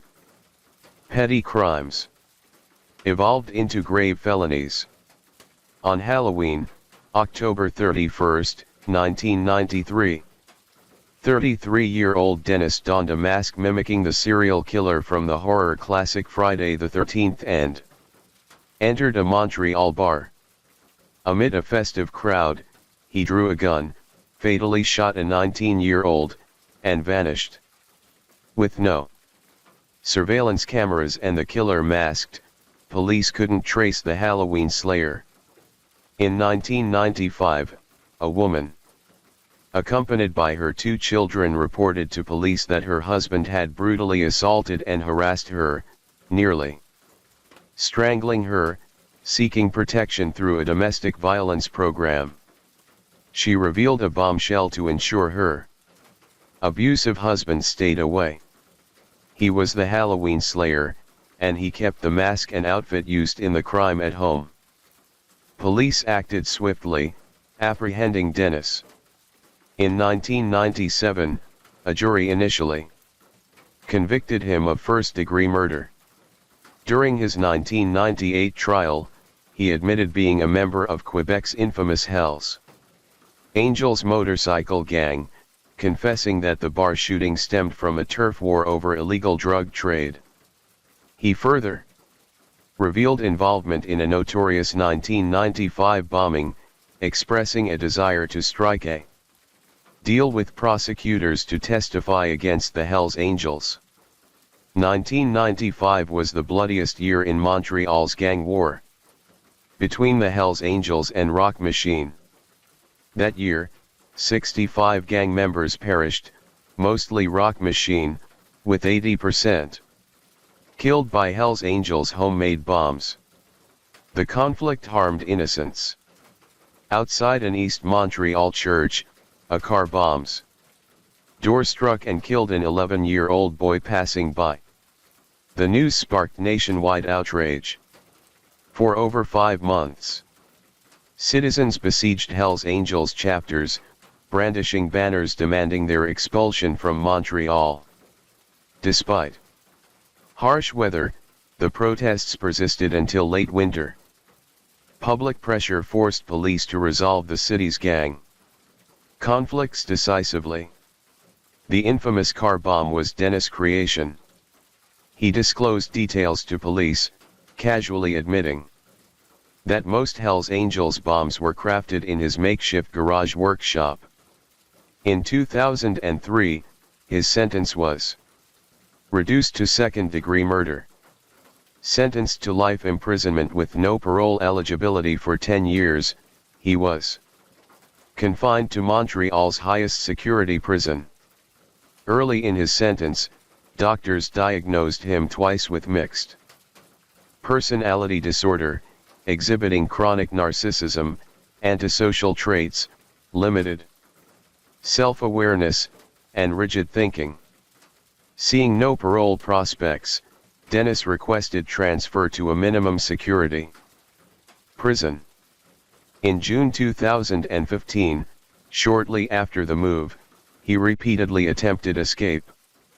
Despite uncovering his plans, prison authorities didn't return him to a higher security facility, only revoking his unsupervised leave privileges. This enabled his successful escape on February 15, 2019. For 4 years, he evaded capture despite being among Quebec's 10 most wanted criminals. In March 2023, during the Old Montreal fire, street cameras captured Dennis' silhouette. Footage showed the building igniting, followed by Dennis fleeing. As he vanished, flames engulfed the structure. Post-fire, Montreal's Major Crimes Unit summoned Dennis for questioning, unaware of his true identity. Cunningly, he claimed to be a homeless man sleeping in the building, fleeing when the fire started. He provided a false name, that of another homeless individual. Police verified the name, finding it legitimate, and didn't suspect his deception. They treated him as an ordinary homeless person, even a key witness, repeatedly summoning him to recount the scene or identify suspicious individuals. The turning point came when a seasoned Old Montreal patrol officer told the Major Crimes team she knew the area's homeless population well, and Dennis' provided name belonged to someone else. He was an imposter. her revelation prompted the team to arrest Dennis. Curiously, his arrest on May 18, 2023 was announced solely for escaping custody with no mention of the old Montreal arson. Facing CBC's reports, Montreal police refused to comment or file arson charges against Dennis, recalling earlier claims that police botched the investigation through procedural violations. Speculation abounds. To this day, no charges have been filed against anyone for the arson, and the victims' families' class action lawsuit awaits court approval. Spring turned to fall, and Montreal slipped from one winter to the next. The city seems unchanged, but for the victims' families, nothing is as it was. After leaving Montreal, and Wu's father traveled to San Diego. He and his wife visited Anna's apartment to collect her keepsakes. There he found a postcard and wrote, during a 2015 trip to Shangri-La, its front depicted the majestic Kawagarbo peak of May Snow Mountain. Beneath a cerulean sky, the snow-capped peak gleamed, golden sunlight cascading down its slopes, dotted with pink-tinged clouds drifting mid-mount on the back, and small handwriting read, "My snow mountain, my humble existence. May I always look to May Snow Mountain and remain humble." Among her belongings were 2 bottles of due to the pandemic and hadn't returned home in years. She planned a visit in 2023 but postponed it for the Montreal conference. Yet she had bought a gift for her father early. Those 2 bottles, her final act of filial devotion to Wu. Before leaving the U.S., Wu strolled the cobblestone path wherein walked her dog. He said, "Breathing the breeze she once did felt like meeting her again." The couple has since returned to their hometown in China. Though their daughter is absent as before, Wu feels everything has changed. Once he had spiritual solace, a tangible longing with direction. Now his heart drifts like a rootless reed without destination or refuge. 2 years after the fire, Montreal tightened short-term rental regulations. New rules permit rentals only during peak tourist season, June 10 to September 10. Platforms like Airbnb must display valid permit numbers and expiration dates, facing fines up to $73,000 per violation. The city bolstered its inspection team to monitor and penalize violations with fines of $730 daily for off-season ads and $1,460 daily for repeat offenses.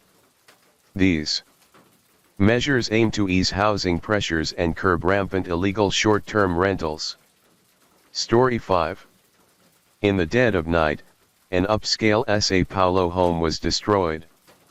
A well-off nuclear family was torn apart when a killer entered and left behind a scene of such horror that it will be talked about for months. 2 lives ended brutally and 1 was mysteriously spared. The daughter alone grieving, left to pick up the pieces of what was lost. But something doesn't add up. Why was she untouched? Why does she seem so calm and wait? What is she doing hanging out with the very man who murdered her parents? This is not what you expected. A late-night break-in, alarms turned off, parents murdered while the children remained safe. And what did the lawyers expect from this interview? That's what you're going to see now. Pushing the blockade around Suzanne von Richthofen was not easy. Since she left prison in June last year, the young woman has had the protection of this man, Dinevaldo Varney, a friend of the Richthofen family. She starts the interview by showing photos of friends and family. How do we even get here? Let's rewind. Born into privilege and prestige, Suzanne von Richthofen was the daughter of Manfred von Richthofen, a respected German engineer and state executive, and Mauricia von Richthofen, a Brazilian psychiatrist of Lebanese and Italian descent. Suzanne studied law at the Pontifical Catholic University of São Paulo and by all appearances lived a disciplined life alongside her younger brother Andreas. But beneath the surface, cracks were forming. Suzanne von Richthofen met the man of her dreams when she was just a teenager. He was older, charming, wild, in a way that probably felt thrilling to someone raised in such a strict, structured home. He rode a motorcycle, had tattoos, and didn't seem to care what anyone thought. It was the kind of rebellion that felt like freedom. It all began with an innocent walk through Ibra Park. A sunny afternoon in August 1999, Manfred and Mauricia Richthofen strolled through the trees with their children, Suzanne and little Andreas. That's when fate stepped in. They crossed paths with a young man named Daniel Krihas, a lean, soft-spoken, aeromoting enthusiast, flying his handcrafted airplanes. Andreas, intrigued, asked to learn more. The rich Thofens agreed. Daniel became a regular at their home. He was patient with Andreas, treating him like a kid brother, taking him biking, racing model cars, talking dreams. It all seemed so wholesome. But behind the charm, something darker was brewing. According to friends, Andreas actually helped his sister get closer to Daniel. It started with a note passed through Andreas. And suddenly, Daniel wasn't just the boy teaching model airplanes. He was Suzanne's boyfriend. At first, Manfred and Mauricia weren't concerned. Teen. They thought it'll pass. But it didn't. Andreas continued tagging along, and then it spiraled into a parent's worst nightmare. Andreas once hid in the trunk of Daniel's car to sneak into a love hotel with his sister and Daniel. He smoked cannabis with them in public parks. They introduced him to marijuana. For the first time, he wasn't just a little brother anymore. He was a witness to everything. Suzanne and Daniel quickly became inseparable. By the age of 16, she'd lost her virginity to him. They started smoking weed daily, experimenting with ecstasy. She stopped attending parties, stopped seeing her friends, unless Daniel came too. By the time she entered law school at PUC, Daniel was practically glued to her side, even accompanying her class to legal forums and state assemblies. Classmates called them obsessive. Daniel's own friends said he began missing training sessions just to be with her. His bedroom at home told the whole story. Dozens of photos of them together. Stuffed animals, a pillow with her face printed on it. It wasn't just young love. It was obsession. And obviously Manfred and Mauricia were growing uneasy. Daniel's lifestyle raised red flags. He scraped by building and selling 1 or 2 airplanes a month. He couldn't support himself, let alone a future family. And his brother Christian was even worse, battling cocaine addiction, indebted to drug dealers, and working as a police informant. When Suzanne started asking for extra money to lend to a friend, her father grew suspicious. He discovered she was spending it all on Daniel. Gifts, clothes, loans. They tried to intervene and begged her to break up with him, warned her about his drug use, but by then she was in too deep. Desperate to stay with Daniel, Suzanne began lying to her parents, telling them she was going to study with friends, while sneaking off to love hotels. Her friends covered for her until one night her mother called to check in. The lie crumbled. Mauricia confronted her daughter the next morning. Suzanne admitted everything. That's when they made a decision. Enough was enough. Daniel was banned from their daughter's life. Suzanne promised to end it. She even removed the ring Daniel had given her. But behind their backs, the relationship continued. But this is when she grew distant. Gone were the long chats with her mother. Gone was the closeness she once had with her family. Every visit with Daniel ended in a screaming match. In July 2002, while her parents were away for a month, and for Suzanne, the experience was a dream.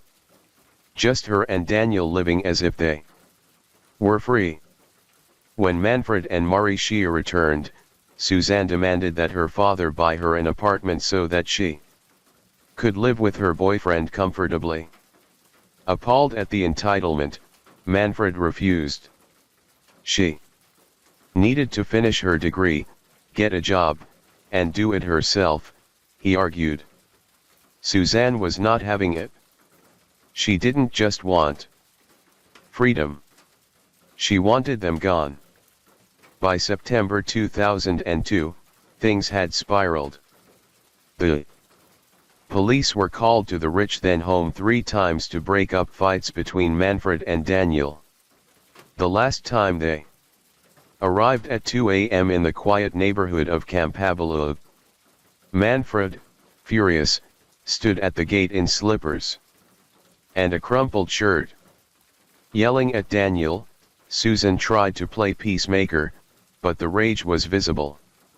"I'm going to beat this kid up," Manfred told officers. Daniel shot back. "I feel like beating this old man." What the police didn't know was that this tension was just the surface of a volcano and it was about to erupt.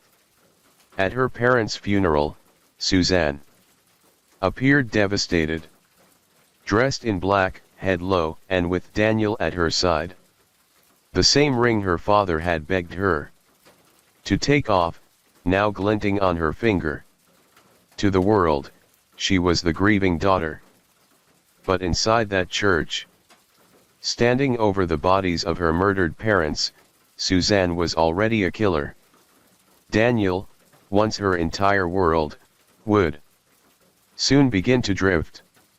A letter he wrote to her in 2004, read, "I don't know why you don't talk to my parents or me anymore.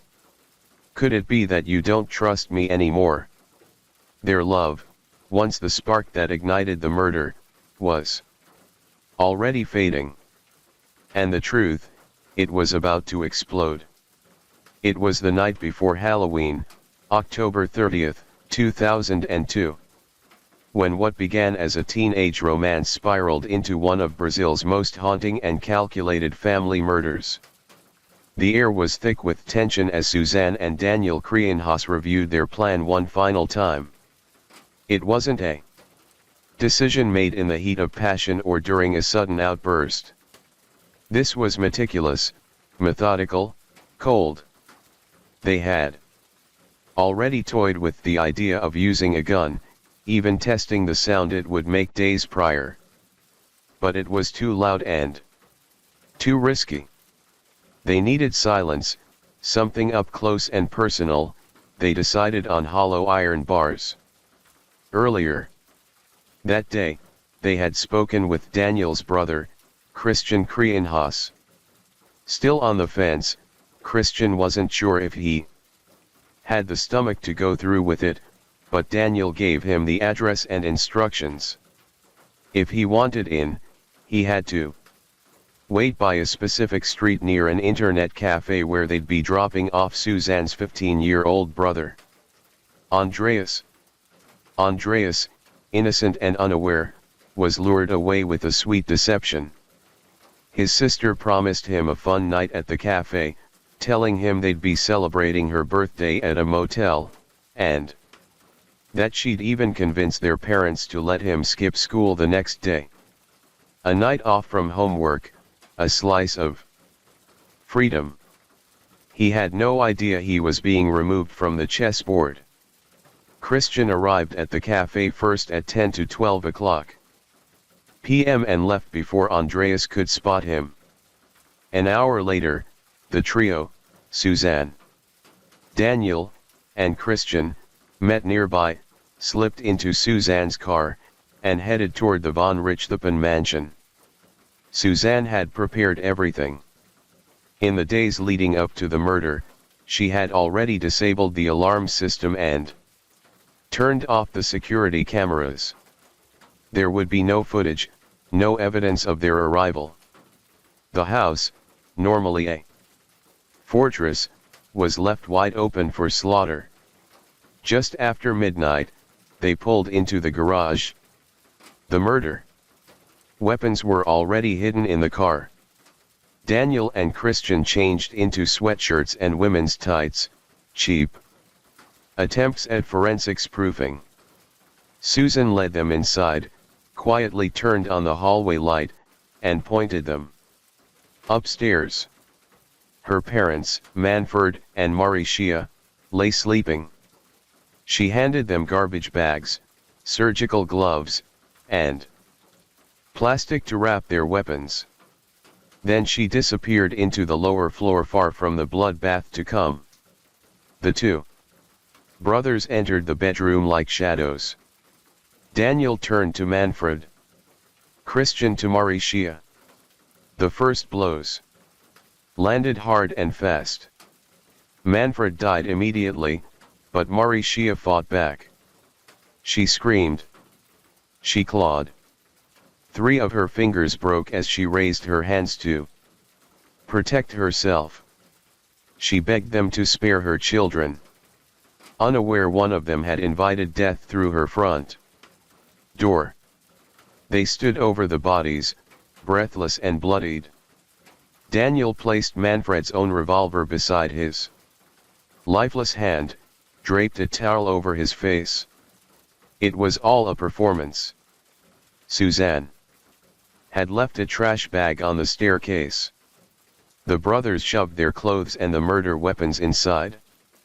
They scrubbed the iron bars in the swimming pool, washing away the gore. Meanwhile, Suzanne raided her parents' bedroom. She knew the code to her father's leather briefcase. Inside were 8,000 ries, 6,000 euros, and 5,000 euros. She took it all. Then, to stage the scene as a robbery, Daniel slashed the briefcase open with a knife. They left jewels scattered untouched, and the revolver, the very one Daniel had just used as a prop, conveniently placed near the body. For Christian's help, he was given his cut, cash, and jewelry, before being dropped near his grandmother's apartment. Then came the final act, the alibi. Suzanne and Daniel headed to the Colonial Motel on Avenida Ricardo Jaffe, booking the presidential suite. They paid about 300 ries, ordered a Coke and a ham sandwich. Daniel even requested a receipt, his very first one, from a motel. The timestamp showed timings between 1:36 a.m. to 2:56 a.m. Afterwards, they returned to the cafe and picked up Andreas. As part of the plan, they brought him home, pretending to be shocked by the open doors. Inside, Suzanne handed her little brother a kitchen knife and told him to wait outside. She made calls to her boyfriend, then to her house. No answer. They kept calling, or should we say, performing. At exactly 4:09 a.m., Daniel called the police. He claimed he was outside his girlfriend's house and believed there had been a robbery. Officer Alexander Paulino Botto was the first to respond. He described the crime scene as amateur. Jewelry, phones, even a gun were left behind. A thief wouldn't leave a weapon on the floor, he noted. He was more disturbed by Suzanne's emotionless face. As the clock ticked past 4:30 a.m., the crime scene at the von Richthofen mansion was still thick with eerie silence. The possibility of a thief still lurking in the shadows hung over them like a fog, but nothing in the house prepared them for what they were about to find. Downstairs, the library was in shambles. Books toppled, papers scattered, furniture upended. A clumsy attempt at staging a break-in. The living room and kitchen, by contrast, were immaculate and untouched. The officers ascended the staircase, the heavy stillness of the upper floor pushing down on them. They stepped into what was clearly a girl's room, likely Suzanne's. Her closet had been turned over. Stuffed animals flung across the floor like a mockery of lost innocence. Next, a tidy room with a model airplane suspended from the ceiling. Young Andreas's room, untouched, almost peaceful, save for 3 pillows oddly arranged under a sheet. A feeble attempt to suggest he'd been asleep there all along, but nothing prepared Bodo for what he saw next. They opened the door to the master bedroom. Manfred von Richthofen lay motionless on the bed, a revolver placed carefully by his hand.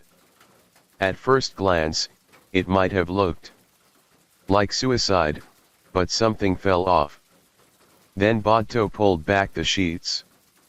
There was a second body, Masha, hidden under the covers. Suicide was ruled out immediately. This wasn't a robbery gone wrong or a tragic murder-suicide. This was a double homicide. The officers, fearing the psychological shock that might follow for the 2 teenagers outside, quickly called for a rescue vehicle. It was now close to dawn. In a bizarre twist, Daniel's family had already arrived at the mansion, offering comfort and warmth. Daniel, playing his part, was asked to break the news to Suzanne and Andreas. He gathered them close, whispered, and the trio bowed their heads together. Andreas quietly drifted from the group, seemingly in a fog of confusion and grief. Meanwhile, Suzanne asked what procedures we were going to take. Not what happened, not if her parents were okay. When Botto told her perhaps instinctively they're fine, she looked stunned. How? She asked. Daniel arrived soon after asking oddly specific questions. Was anything taken? Was the briefcase with the cash missing? The couple's masks eventually slipped, but not before they tried to write the ending themselves. A story of robbery, of coincidence, but no thief had come for the Van Richthens that night. Their own daughter had. By 5 a.m., the media was already buzzing outside. Astrogildo Krevenhose Daniel and Christian's father stepped forward giving statements to the press while the children of the murdered couple were taken to the police station. The tragedy was quickly turning into a circus, but the most disturbing scenes were yet to unfold. Inside the police station, while the air hung heavy with tension and trauma, Susan leaned comfortably against Daniel's shoulder and took a nap. Andreas, in stark contrast, looked shattered, curled in on himself, silent, shaken, processing what his 15-year-old mind could barely comprehend. Meanwhile, Suzanne and Daniel exchanged affectionate touches like giddy teenagers at a sleepover. Not just once, over and over. cuddles, whispers, kisses. Right there in front of the police officers, the witnesses, the press, as if nothing had happened. As if they hadn't orchestrated every moment of the night before. As they filed their official statement, Suzanne turned to the police chief. Dr. Inyeris Relo, her voice soft, almost playful. She declared, "I would like you to kill and torture these people that killed my parents." Then she smiled at Daniel. It was a smile that haunted everyone in the room. Because in that single glance filled with irony, audacity, and cold delight, it became clear she wasn't mourning. She was performing. From the very beginning, the scene inside the Van Richten mansion didn't add up. To the seasoned investigators of the Homicide and Personal Protection Department, DHBP, this wasn't the work of professional burglars. It was the clumsy staging of a crime meant to look like a robbery. But something was off. Too many things were left behind. Expensive jewelers scattered but untouched. Electronics in plain sight. A revolver placed delicately next to a corpse. It all screamed performance. And the detectives knew. When a crime scene looks too carefully crafted, it usually is. So, the investigation zeroed in not on strangers, but on the people closest to the victims, the children, the maid, Mauritius patients, Manfred's colleagues, and one name, one connection stood out more than any other. Daniel Craneho, Suzanne's boyfriend. It didn't take long for the detectives to start peeling back the layers of that relationship. According to close family friends, Manfred and Mauritia had strongly disapproved of the romance. Manfred, an engineer with conservative values, had a particular distaste for Daniel, who came from a very different social world and had a less than promising future. Under her mother's insistence, Suzanne had even broken up with Daniel once before, only to rekindle the flame in secret. That secret, it seemed, had become dangerous. On November 4, 2002, Suzanne was summoned for a second round of questioning. She arrived at the DHBP with the same composed demeanor she'd shown in earlier days. Cool, calm, almost calculated. Investigators weren't looking for tears. They were looking for cracks. The interrogation lasted around 2 hours. The goal was to sift through her earlier statements and catch any inconsistencies. Investigators noted her tone, her choice of words, her body language. Suzanne played her part, but her composure was too perfect. And when a grieving daughter keeps her story straighter than the police expect, suspicion only grows. Then came the twist no one expected. While the detectives were tightening their circle, a new lead emerged. Christian Krienhaus, Daniel's older brother, had recently bought himself a brand new motorcycle. It was flashy, expensive, and deeply suspicious. Just days after the double murder. How could he suddenly afford such a purchase?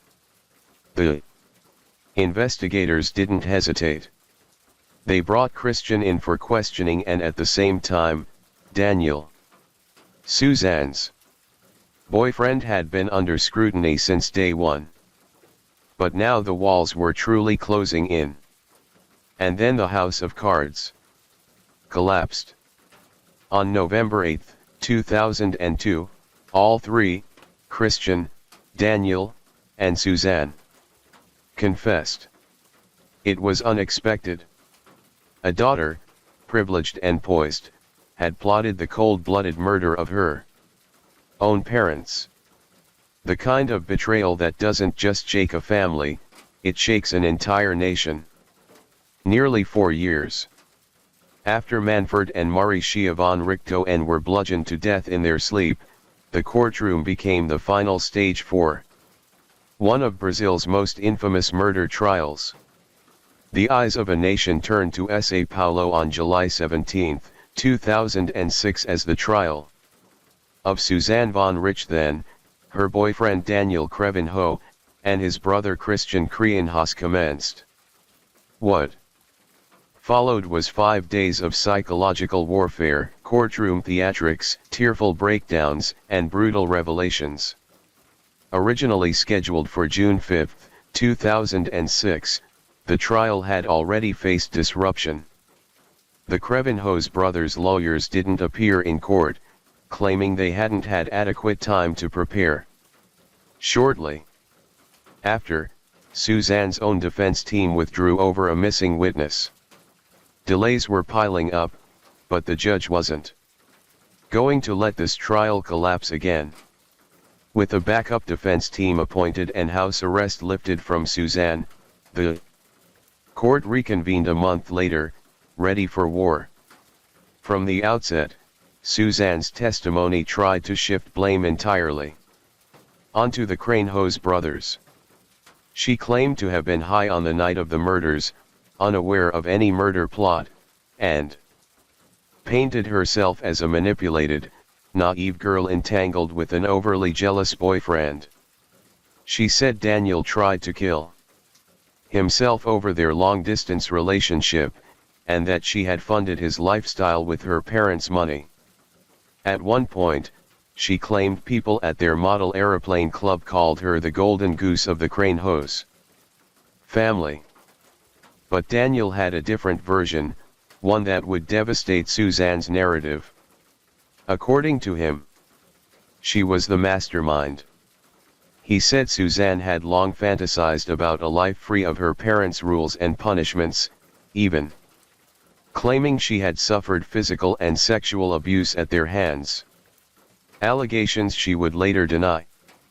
Christian, trying to reduce Daniel's culpability, claimed only his brother had committed the murders. But this story too would change in the days to come. Then Andreas von Richthofen, the youngest in the family, took the stand. His voice, though steady, echoed devastation. He denied any abuse from their parents and insisted their family was normal. Andreas revealed that he was emotionally manipulated into forgiving his sister, something he deeply regretted. He didn't believe her repentance. He feared her. They say she's a psychopath. I don't know, but you can expect anything from a person like that. Suzanne had even tried to blame the murder weapon on him. A blatant lie, Andreas claimed. Police Chief Cincha Tukinda Gomez testified that the killings were likely simultaneous, discrediting Christian's earlier version of Daniel acting alone. And even more chilling, after her confession, Suzanne had calmly combed her hair and asked Daniel if she looked pretty for her mugshot. Nadia Krevenhaus, the mother of Daniel and Christian, gave a tearful, complicated testimony. She spoke of her shame, forgiveness, and the manipulation of her sons. She claimed Manfred and Mauricia were abusive alcoholics and backed the theory of SA hours later. Christian recanted his earlier statements, now admitting he had struck Mauricia himself and that Suzanne had orchestrated the entire plan. She told them she had no life under her parents and claimed her father tried to assay her when she was 13. Christian sobbed as he recalled her words after the murders. "You didn't take anything from me. You gave me a new life." The fourth day brought forensic photos that left the courtroom shaken. The brutality of the crime became undeniable.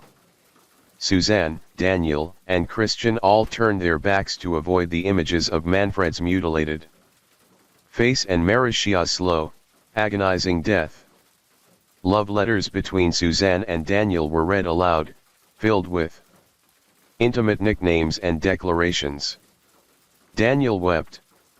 Suzanne stayed stone-faced, turning her chair away from her former lover. Her detachment was glaring. The prosecution emphasized how quickly the trio moved on after the murder.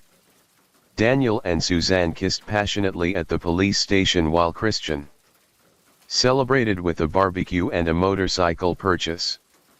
In the early hours of July 22, 2006, Judge Alberto Anderson Felio announced the verdicts.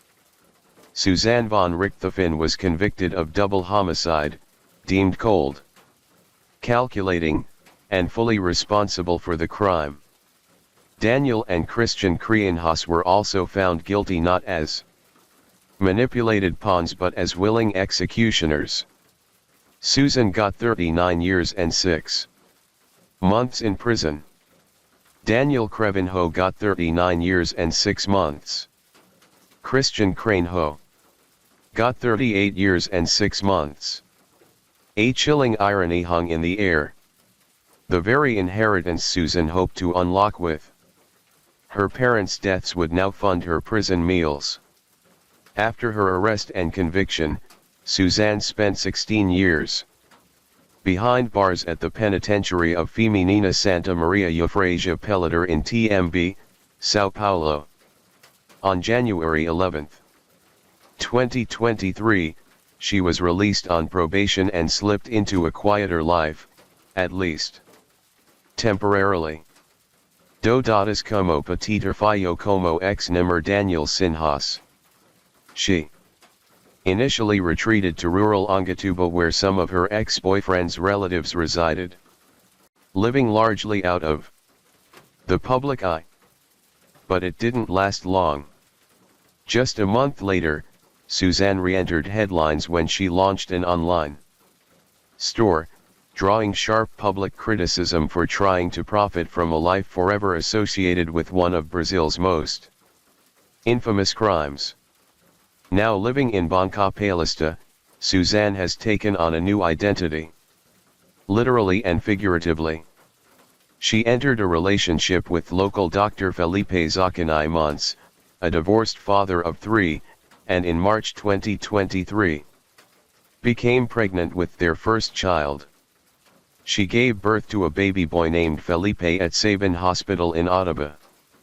In a move many saw as an attempt to distance herself from her past, Suzanne legally changed her name to Suzanne Louise Manani Muniz, adopting her maternal grandmother's surname and that of her partner. And yet, one haunting truth remains. A daughter born into wealth and opportunity, traded it all for a twisted fantasy of freedom. As the rain gently falls and the night grows deeper, thank you for joining me here at Mr. Nightcared. True crime stories remind us of life's mysteries and the importance of staying aware, even as we seek comfort in the quiet of the night. Let the rain carry you to a peaceful sleep. And until we meet again, stay safe, stay curious, and let the night watch over you.